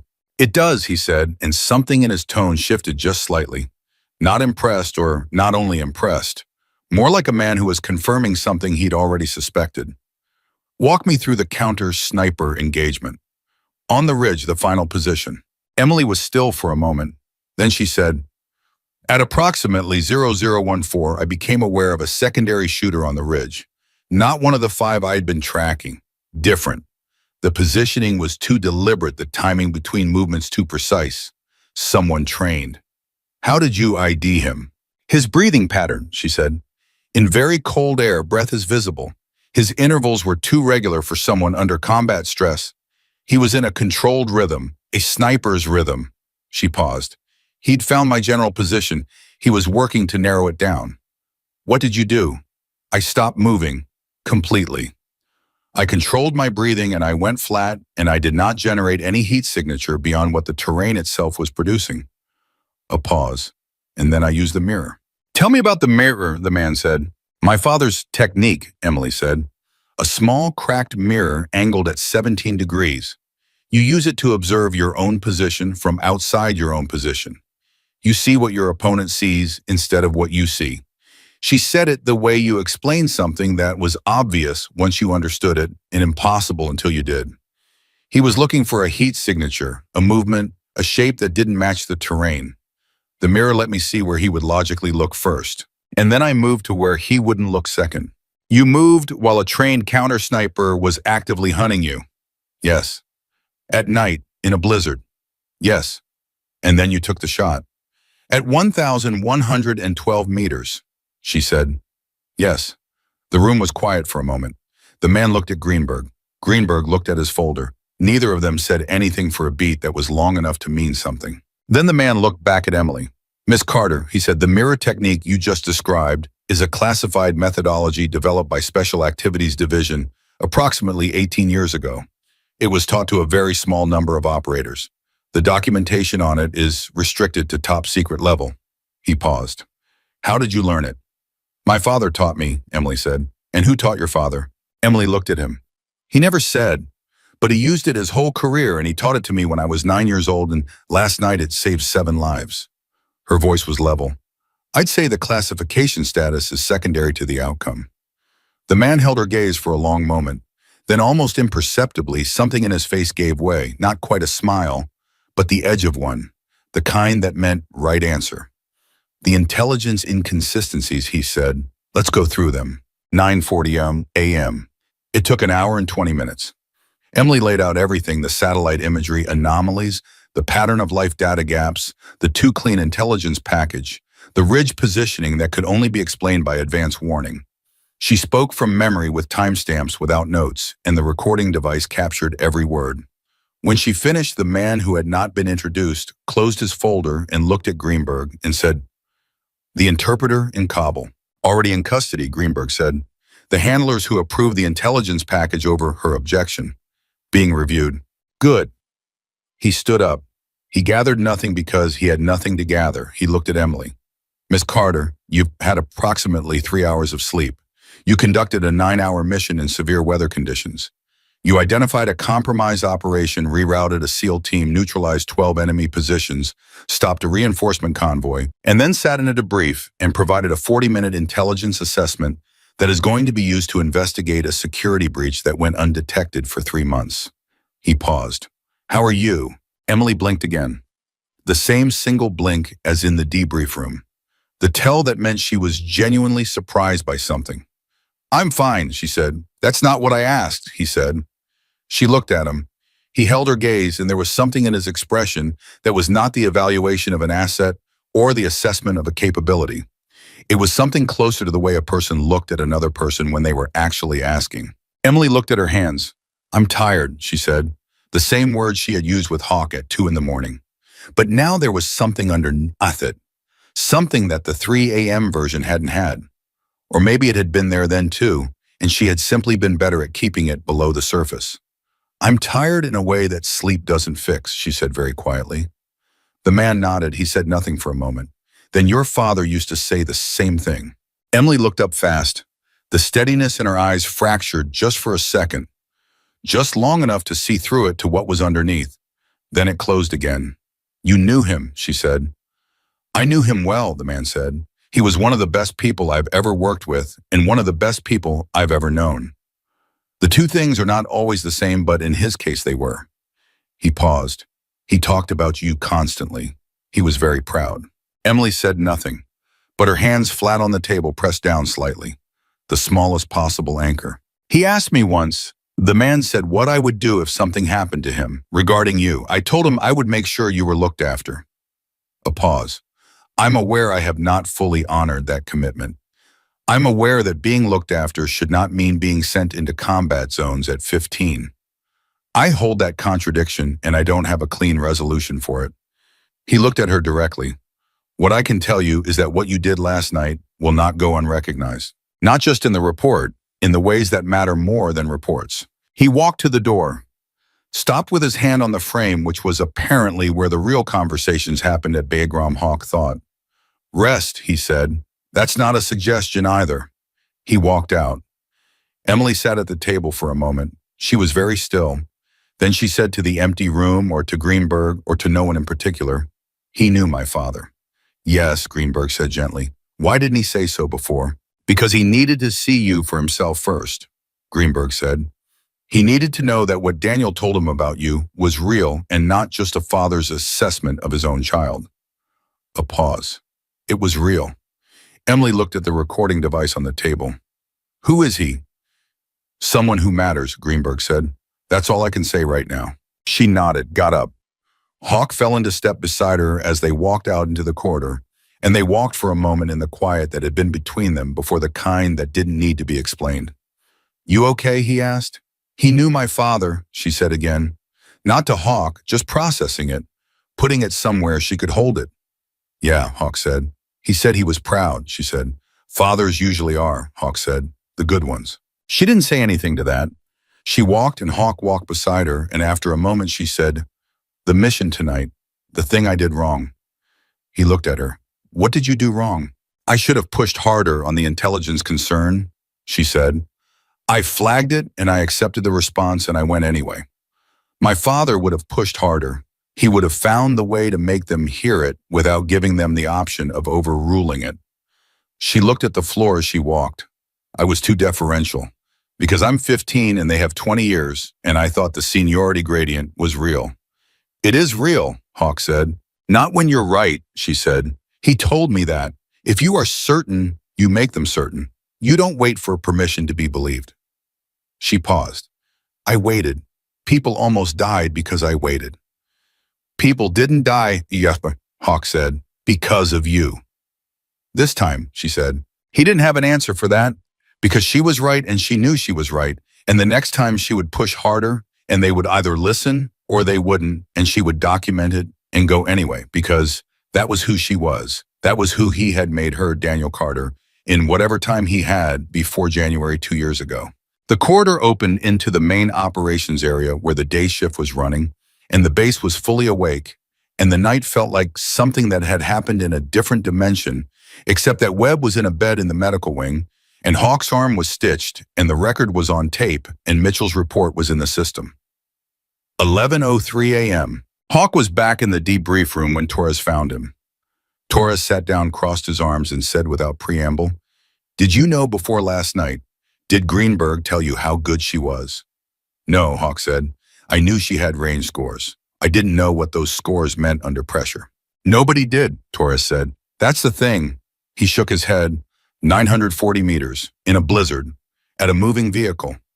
He said it the way you said a number that was technically inside the laws of physics, but tested your confidence in them.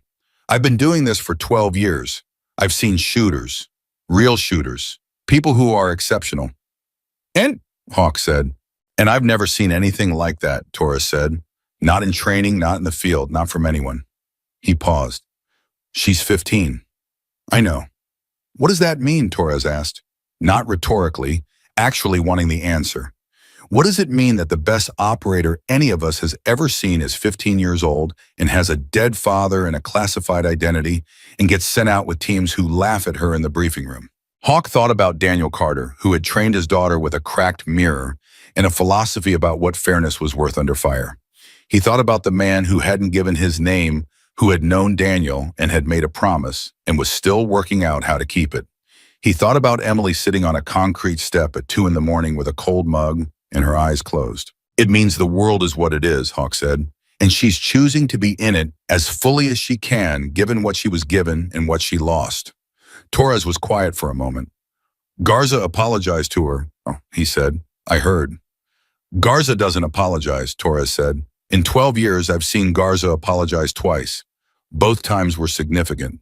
Yes, Hawk said. They were. 12:30 p.m., Emily was on the range.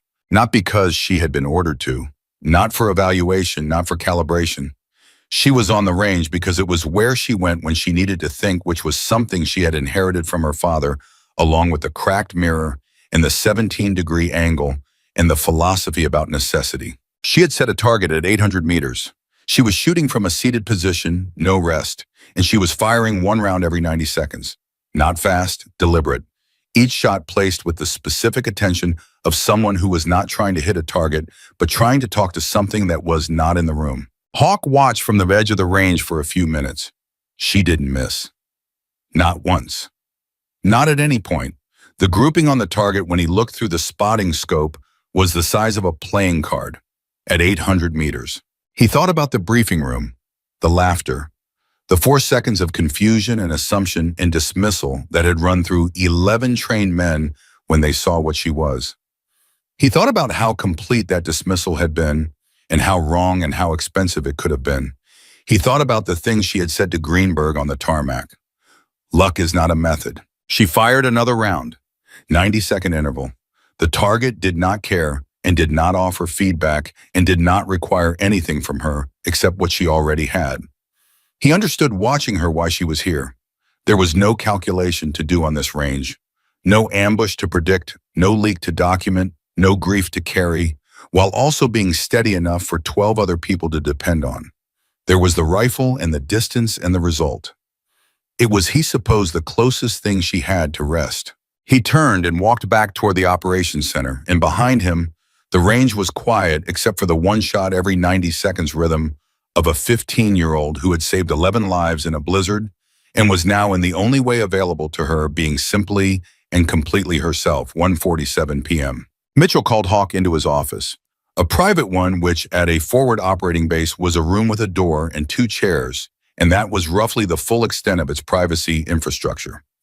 He had the folder open again. He looked like he had slept some and decided it wasn't enough and made peace with that. I filed the primary report, he said. Greenberg's office is handling the intelligence breach documentation.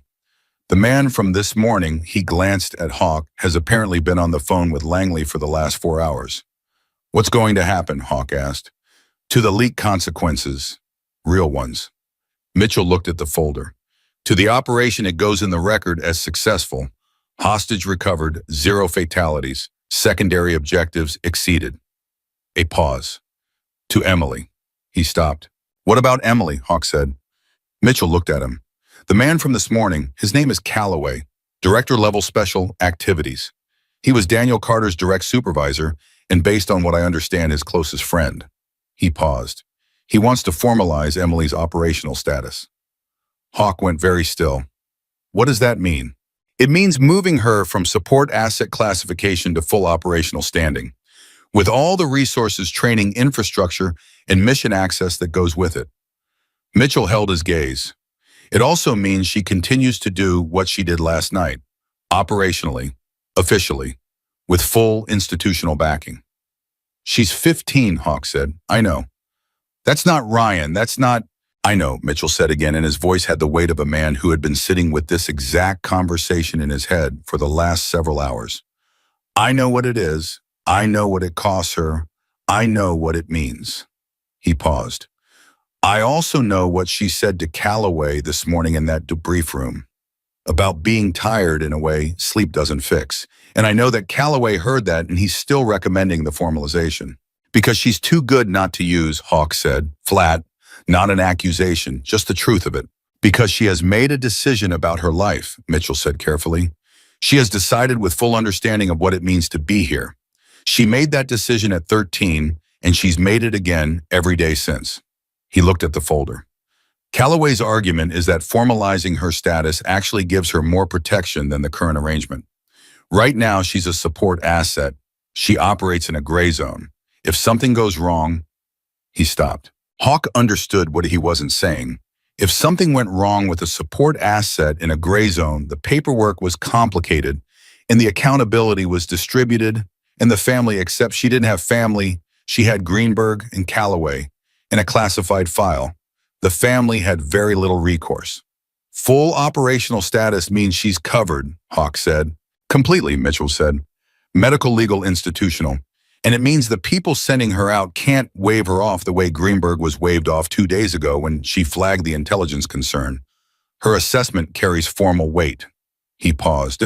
It's not a clean answer. There is no clean answer, but it might be a more honest one. Hawk sat with it, turned it over, looked at all the sides. Does she know? Calloway is meeting with her at 3, Mitchell said. And what does she want? Mitchell looked at him. What do you think she wants? Hawk thought about the range. 1 shot every 90 seconds. The playing card grouping at 800 meters. The cracked mirror. The concrete step at 2 a.m. The cold mug. I'm tired in a way that sleep doesn't fix. The decision made at 13 that had been remade every day since. She wants to do the work, he said. Yes, Mitchell said. She wants to do the work. 2:58 p.m. Hawk was in the corridor outside the meeting room when Calloway arrived. The man moved with the quietness of someone who had spent decades not being noticed in rooms and courted it into a kind of second nature. He stopped when he saw Hawk. They looked at each other for a moment. She's in there? Calloway asked. Yes, Hawk said. Calloway nodded, started toward the door, stopped. Commander Mitchell speaks very highly of you, he said. He's generous, Hawk said. He's accurate, Calloway said. He looked at the door. I want to ask you something, as someone who was with her last night. Not as an assessment, just as a person who was there. Hawk waited. Do you think she's all right? Calloway asked.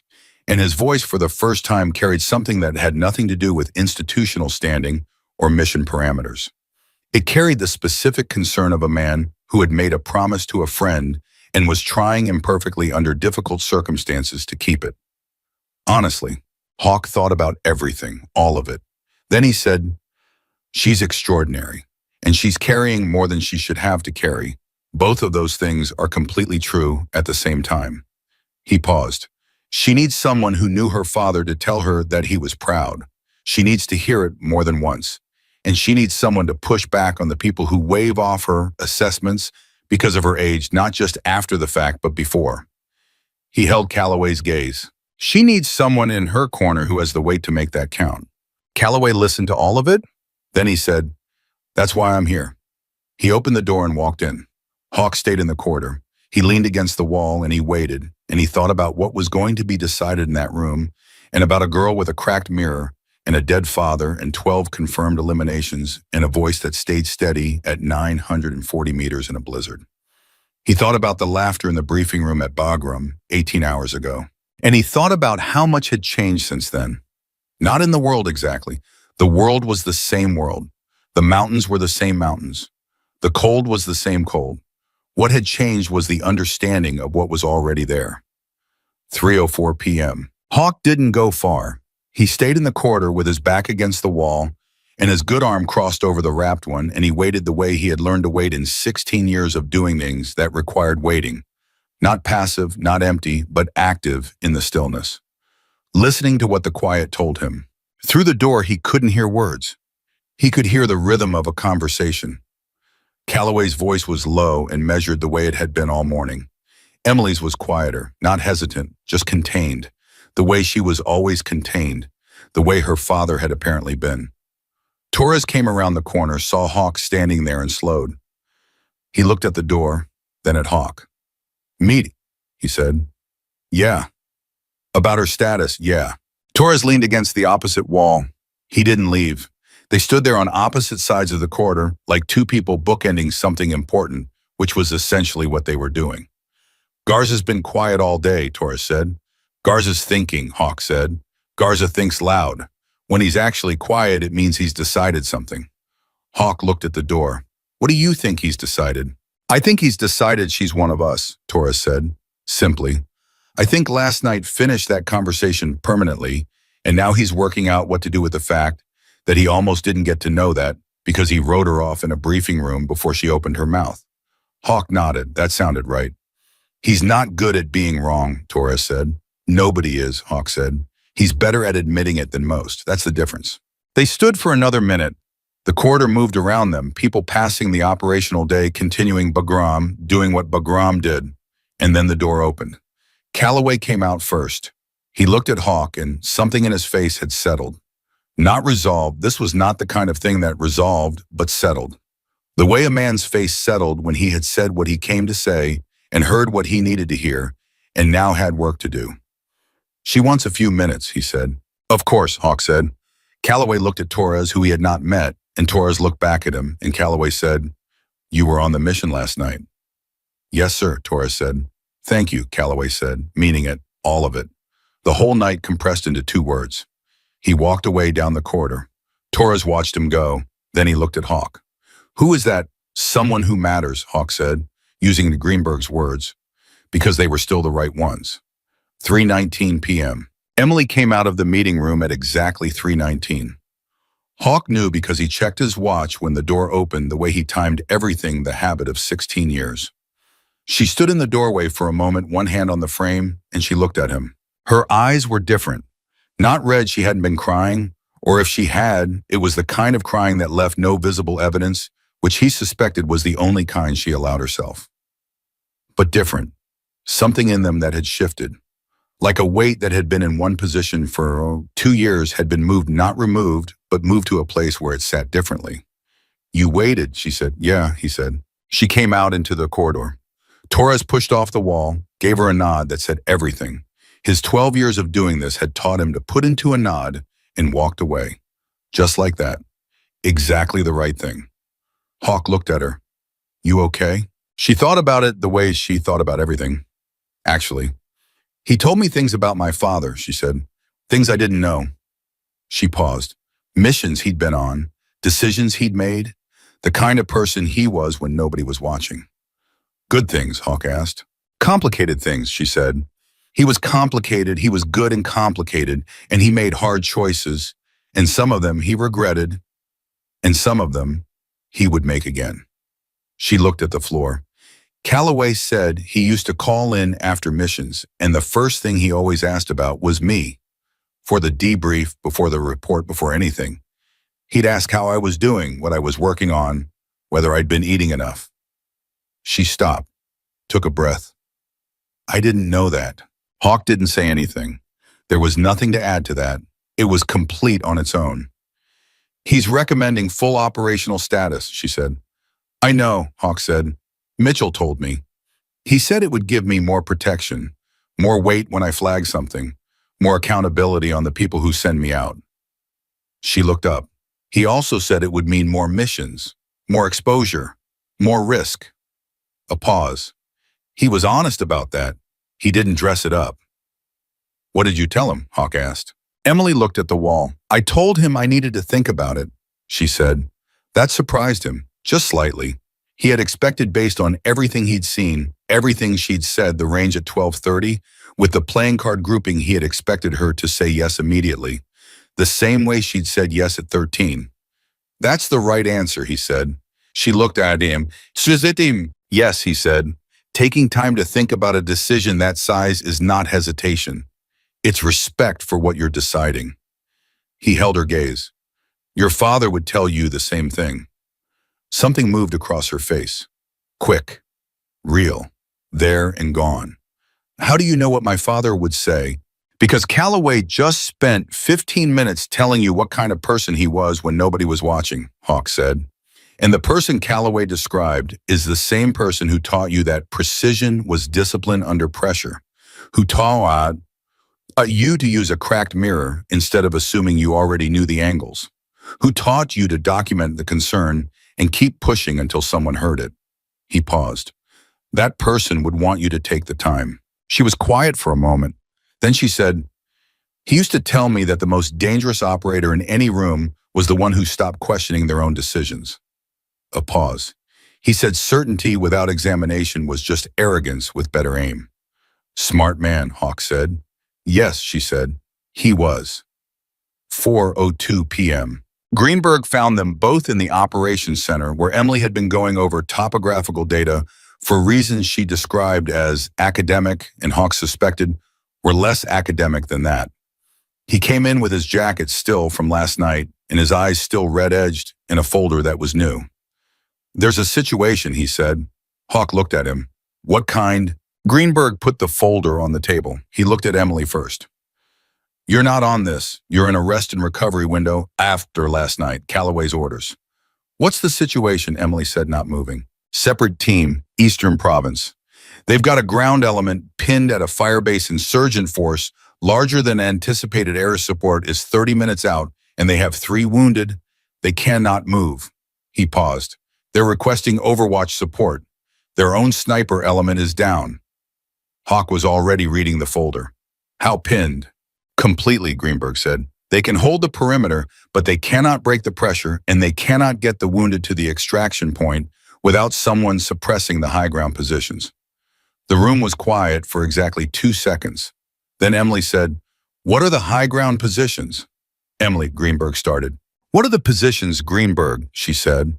Not louder, just more definite. The voice she used when she was done with the preliminary version of the conversation.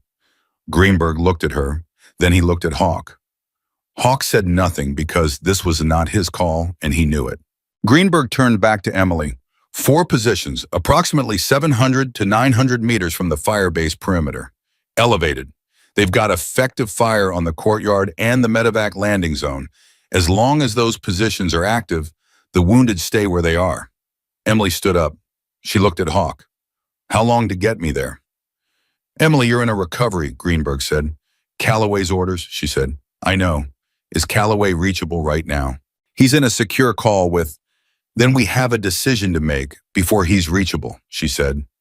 3 people are wounded and can't move and have 30 minutes before air support and an unknown time before their situation becomes unrecoverable.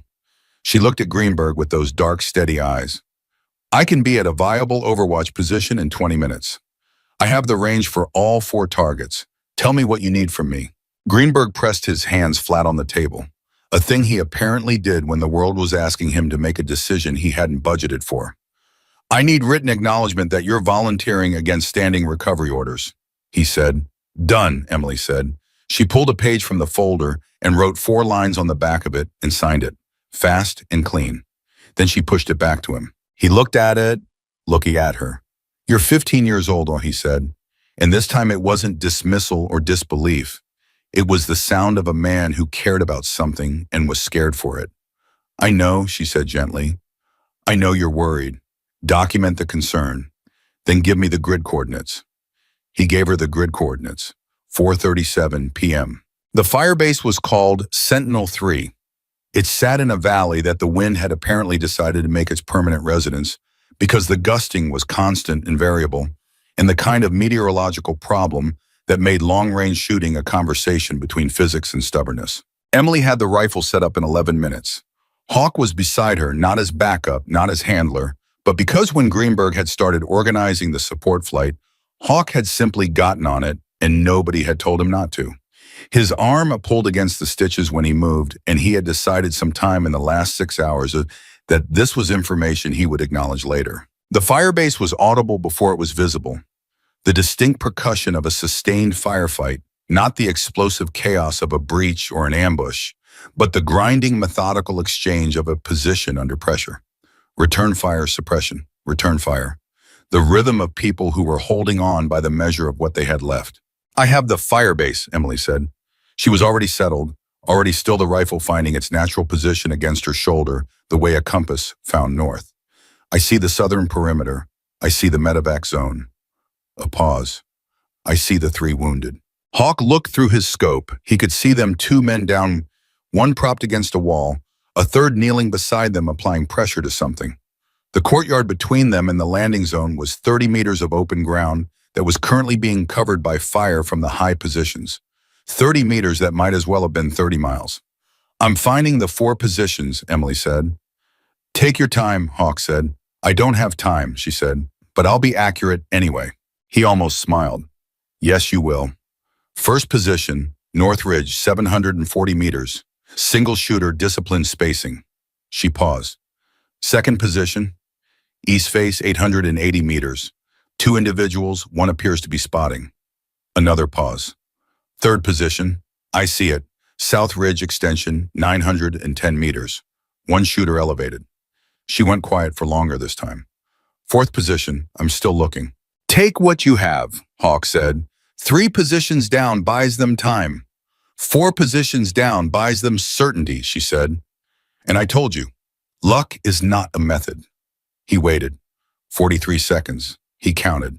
Fourth position, she said. North Ridge, second elevation, behind the rock formation. He's been still too long. He's waiting. A pause. He's good. Better than the counter sniper last night, Hawk asked.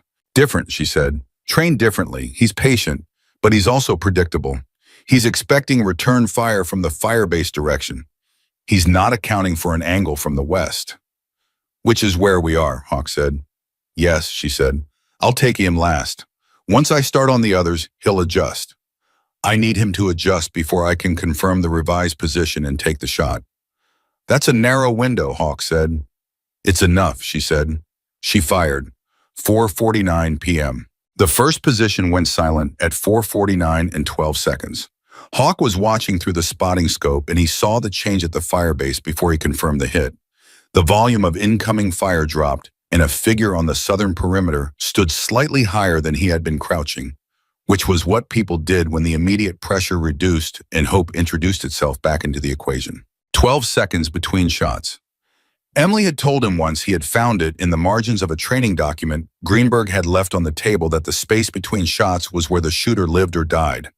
Too fast and you were reacting instead of deciding. Too slow and the target moved or the window closed. 12 seconds was her number, the interval her father had drilled into her at distances that made 12 seconds feel like a year. Second shot, the east face position, 880 meters with a crosswind that had shifted twice in the last 4 minutes. The spotting came before the fire from that position stopped. A single brief lateral movement of the scope, then stillness. Then the firing from the east face reduced to 1 shooter instead of 2, and then stopped entirely 6 seconds later. Third position, Emily said. Her voice had that quality it got when she was deep in it. Not flat, not robotic, but stripped of everything that wasn't essential. Like a signal with all the interference removed. 910 meters. Wind is shifting, adjusting. A pause. He moved. How far, Hawk said. 2 meters left. He heard the first 2 shots. He's repositioning to a better cover angle. A pause. It's not better. He thinks it is. She fired. Silence from the South Ridge extension. Fourth position, she said immediately. He's adjusting. Come on, she said very quietly. Not to Hawk, not to anyone in the operational sense. To herself or to the physics of it, or to the ghost of the training that had put her here. Come on, show me where you go. Hawk watched through the scope. At the firebase, something was happening. The figure on the southern perimeter was talking into a radio. Another figure came out of the eastern door of the main building, slowly, carefully staying low but moving, testing the change in pressure. Don't move yet, Emily said, not into the comm, just quietly, into the air, watching the firebase through the scope the way you watch someone take a step toward the edge of something. The figure stopped moving, as if they'd heard her. Fourth position, she said again. He adjusted twice. He's now approximately 6 meters from his original position behind the secondary rock formation. He's going to fire again in, she stopped. Now. The shot from the fourth position came down range toward the firebase. It hit the exterior wall 3 feet from the figure who had started to move. The figure dropped back into cover. He's confirmed, Emily said. Do you have him? Hawk said. I have him, she said. A pause that lasted exactly the amount of time it took. She fired. The fourth position went silent, 5:03 p.m. The firebase erupted, not in fire and movement. The moment the fourth position stopped, the perimeter team knew what it meant before anyone told them, because they had been in that courtyard listening to those four positions for however long this had been going on, and they knew the sound of all four of them, and now there was a different sound, which was no sound, and no sound meant something had changed. The ground element crossed the courtyard in 20 seconds, two carrying one, the third moving under his own power but leaning on a fourth. They reached the landing zone. The medevac was already on approach. Hawk could hear it, that particular thrum of rotors that in certain contexts was the best sound in the world. Firebase Sentinel-3, this is Overwatch, Emily said into the tactical comm for the first time. Her voice was the same voice it always was. 4 high ground positions neutralized. LZ is clear. You have a window. A voice came back immediately from the firebase. Male, slightly breathless, with the specific quality of a man who had been in a firefight for long enough that normal emotional responses had been temporarily suspended and were now suddenly and forcefully resuming. Overwatch 1, yeah, we copy. Who am I talking to? Emily looked at Hawk. He looked at her. He said nothing because this was her call and he knew it. She clicked the comm. Sierra 7, she said. A pause from the firebase. Then copy that, Sierra 7, we owe you. Another pause. We owe you a significant amount. Get your people out, she said. That's enough. She clicked off. The medevac landed, the wounded went on, the ground element followed. 6 minutes and 40 seconds from the moment the fourth position went silent to the moment the medevac lifted. Hawk watched it go. Then he looked at Emily. She was still in her position. Still. The rifle still at her shoulder, still covering the 4 positions that no longer needed covering. He understood why. You stayed until it was done.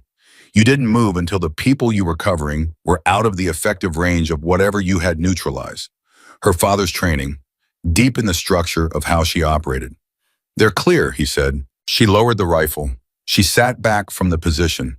She looked at the sky, not at anything, not tracking anything, just at the sky, and she took one long, slow breath. Then she started to break down the rifle. 4:28 p.m. Calloway was on the phone when they landed back at Bagram. He was pacing the corridor outside the operations center with the phone to his ear and the expression of a man receiving information in real time that was rearranging his afternoon. He saw Emily coming and held up one finger. Wait, and kept pacing. Greenberg was at the operations center door. He looked at Emily. He looked at Hawk. He said, "The firebase team commander is already filing a commendation report." "She doesn't need a commendation report," Hawk said. "No," Greenberg said, "but the record does." He looked at Emily. 4 positions, 700 to 910 meters, variable crosswind conditions. He paused. Calloway is going to want to discuss the recovery order violation. "I know," Emily said. "He's not going to be angry," Greenberg said, and his voice carried something that was almost fond, almost. "He's going to be," he stopped, looked for the word, "he's going to be exactly who he's been all day." Emily looked at the door. "Complicated, proud," Greenberg said. "Worried," both at the same time, in that order. She nodded slowly. Then she said, 3 people came home tonight who might not have." "Yes," Greenberg said. "That's the measure," she said. "My father said the mission isn't what you're asked to do. It's what the outcome requires." She paused. The outcome required it. Greenberg looked at her for a long moment. Then he said very quietly, "He would have done the same thing in the exact same situation." "I know," she said. Calloway came off the phone. He walked toward her and stopped, and he looked at her with a particular expression of someone managing several large and competing feelings simultaneously and choosing not to let any of them win outright. "You violated a recovery order," he said. "Yes," she said, "against my explicit instruction." "Yes.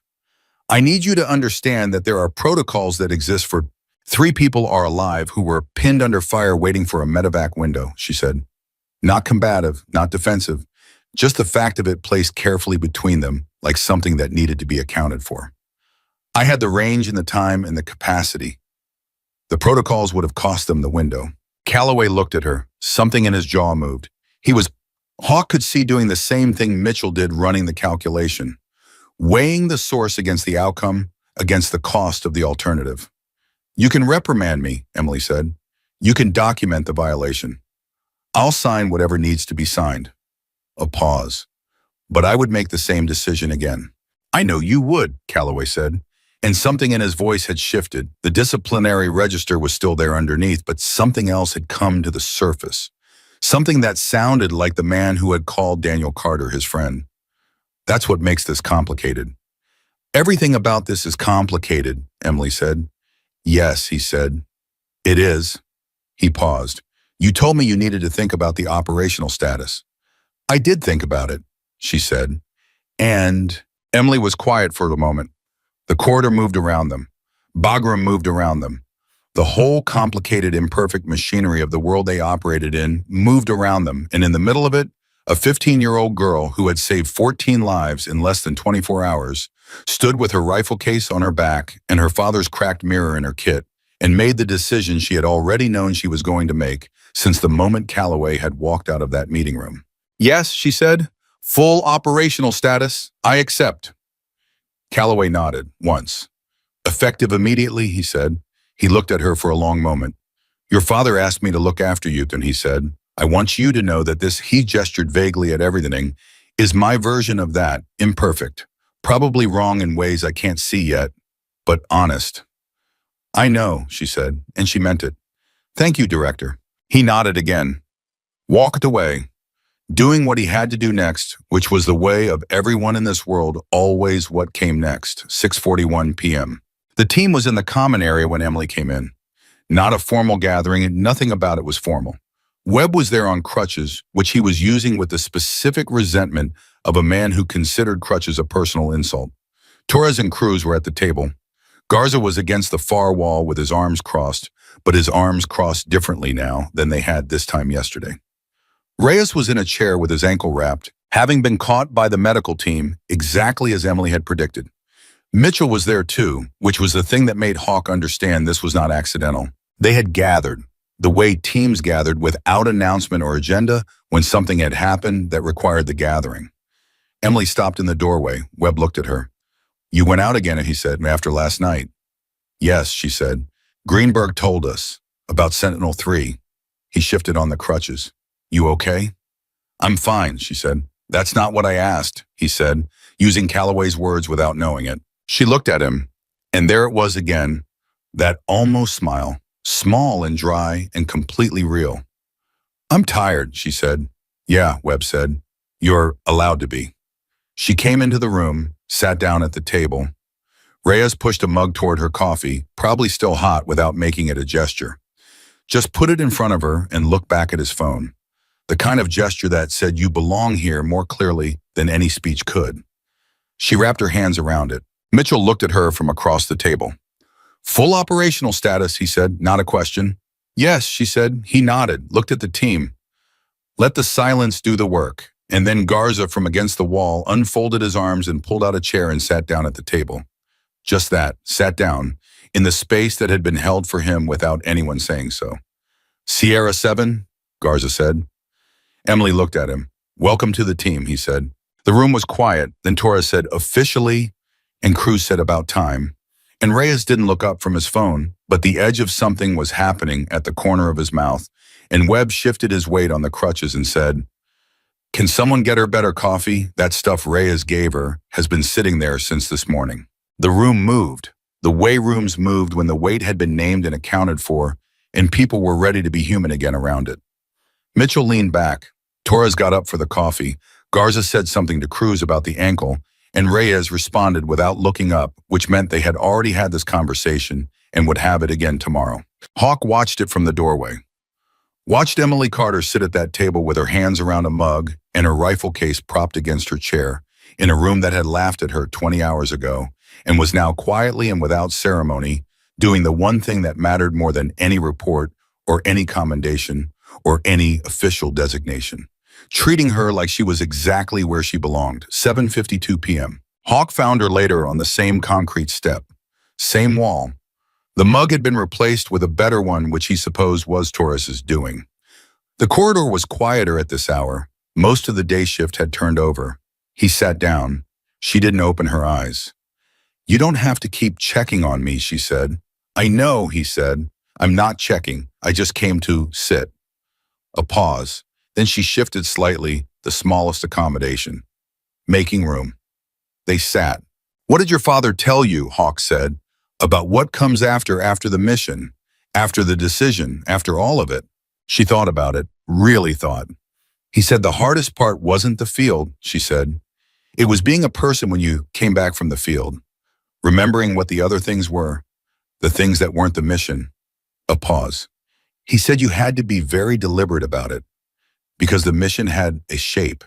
It had a beginning and a middle and an end, and it told you exactly what to do at every point. Being a person was harder. It was open-ended. You had to decide what it meant without a target and without a range and without a scope." "What did he decide it meant?" Hawk asked. "Me," she said, simply. "He decided it meant me. Calling in before the debrief, teaching me with the mirror, eating dinner and asking about my day like his day had been ordinary." She paused. "He found the ordinary things and he held on to them as hard as he held on to everything else." A pause. "I'm still learning how to do that." "You have time," Hawk said. She opened her eyes, looked at him. "Do I?" "You have tonight," he said. "That's enough to start with." She looked at the mug. "He used to say that the most important shot was the next one, not the last one. The last one is already done. The next one is where you still have choices." "He was right," Hawk said. "He usually was," she said. They sat in the corridor for a while longer. The base settled into its nighttime tempo around them. Somewhere in the medical wing, Webb was probably complaining about the crutches. Somewhere in the operations center, Mitchell was writing another report in the careful way he wrote things that were going to matter. Somewhere in a secure location, Calloway was making calls that would shape what happened next. And on a concrete step in a corridor at Bagram, a 15-year-old girl who had made 12 confirmed eliminations and saved 14 lives in less than 24 hours sat with her hands around a mug and her father's cracked mirror in her kit and the full weight of a life that had given her no clean choices and every capability she needed to live it. She was not a legend yet. Legends required distance. They required time and retelling and the softening that came when the sharp edges of the real thing were worn smooth by repetition. Right now, she was just Emily, Carter Sierra 7, sitting on a step being tired in the only way she knew how, to be tired quietly, deliberately, with full awareness of what she was carrying and full intention of carrying it again tomorrow. But in the years that followed and the missions filed under classifications so deep, they required their own clearance levels in the field reports written by commanders who ran out of superlatives and started writing simply and specifically about what they had seen in the quiet reputation that spread through the parts of the intelligence community that dealt in exactly this kind of work. She became something else. Not because she sought it, not because she performed it, but because the standard she set on a freezing mountain in Kunar province at 15 years old in a blizzard with a cracked mirror and her father's voice in her memory, and 11 men depending on what she could do, that standard held. Mission after mission, year after year, distance after impossible distance. The youngest operator in the history of the Special Activities Division, the only asset ever designated Sierra 7 for 2 consecutive decades. The woman who trained the next generation of long-range operators using a teaching methodology that began with a cracked mirror and a question, "What do you see behind the thing you're looking at?" And always at the bottom of the training document in the margin where her father had once written his own notes, a single line in her handwriting. Not a motto, not a slogan, just the truth as she had lived it, which was the only kind of truth that mattered. Skill is not measured by age. It is measured by consequence. And the consequence was written in every mission completed. Every life brought home, every operator she trained who went out into the hard places of the world and came back because she had taught them what her father had taught her, that precision was discipline. Under pressure, that the mirror showed you what the rifle couldn't reach, and that the most dangerous person in any room was not the loudest or the oldest or the most decorated. It was the one who had already done the calculation. Sierra 7, call sign confirmed, legend earned, not in the laughter of a briefing room, in the silence that came after.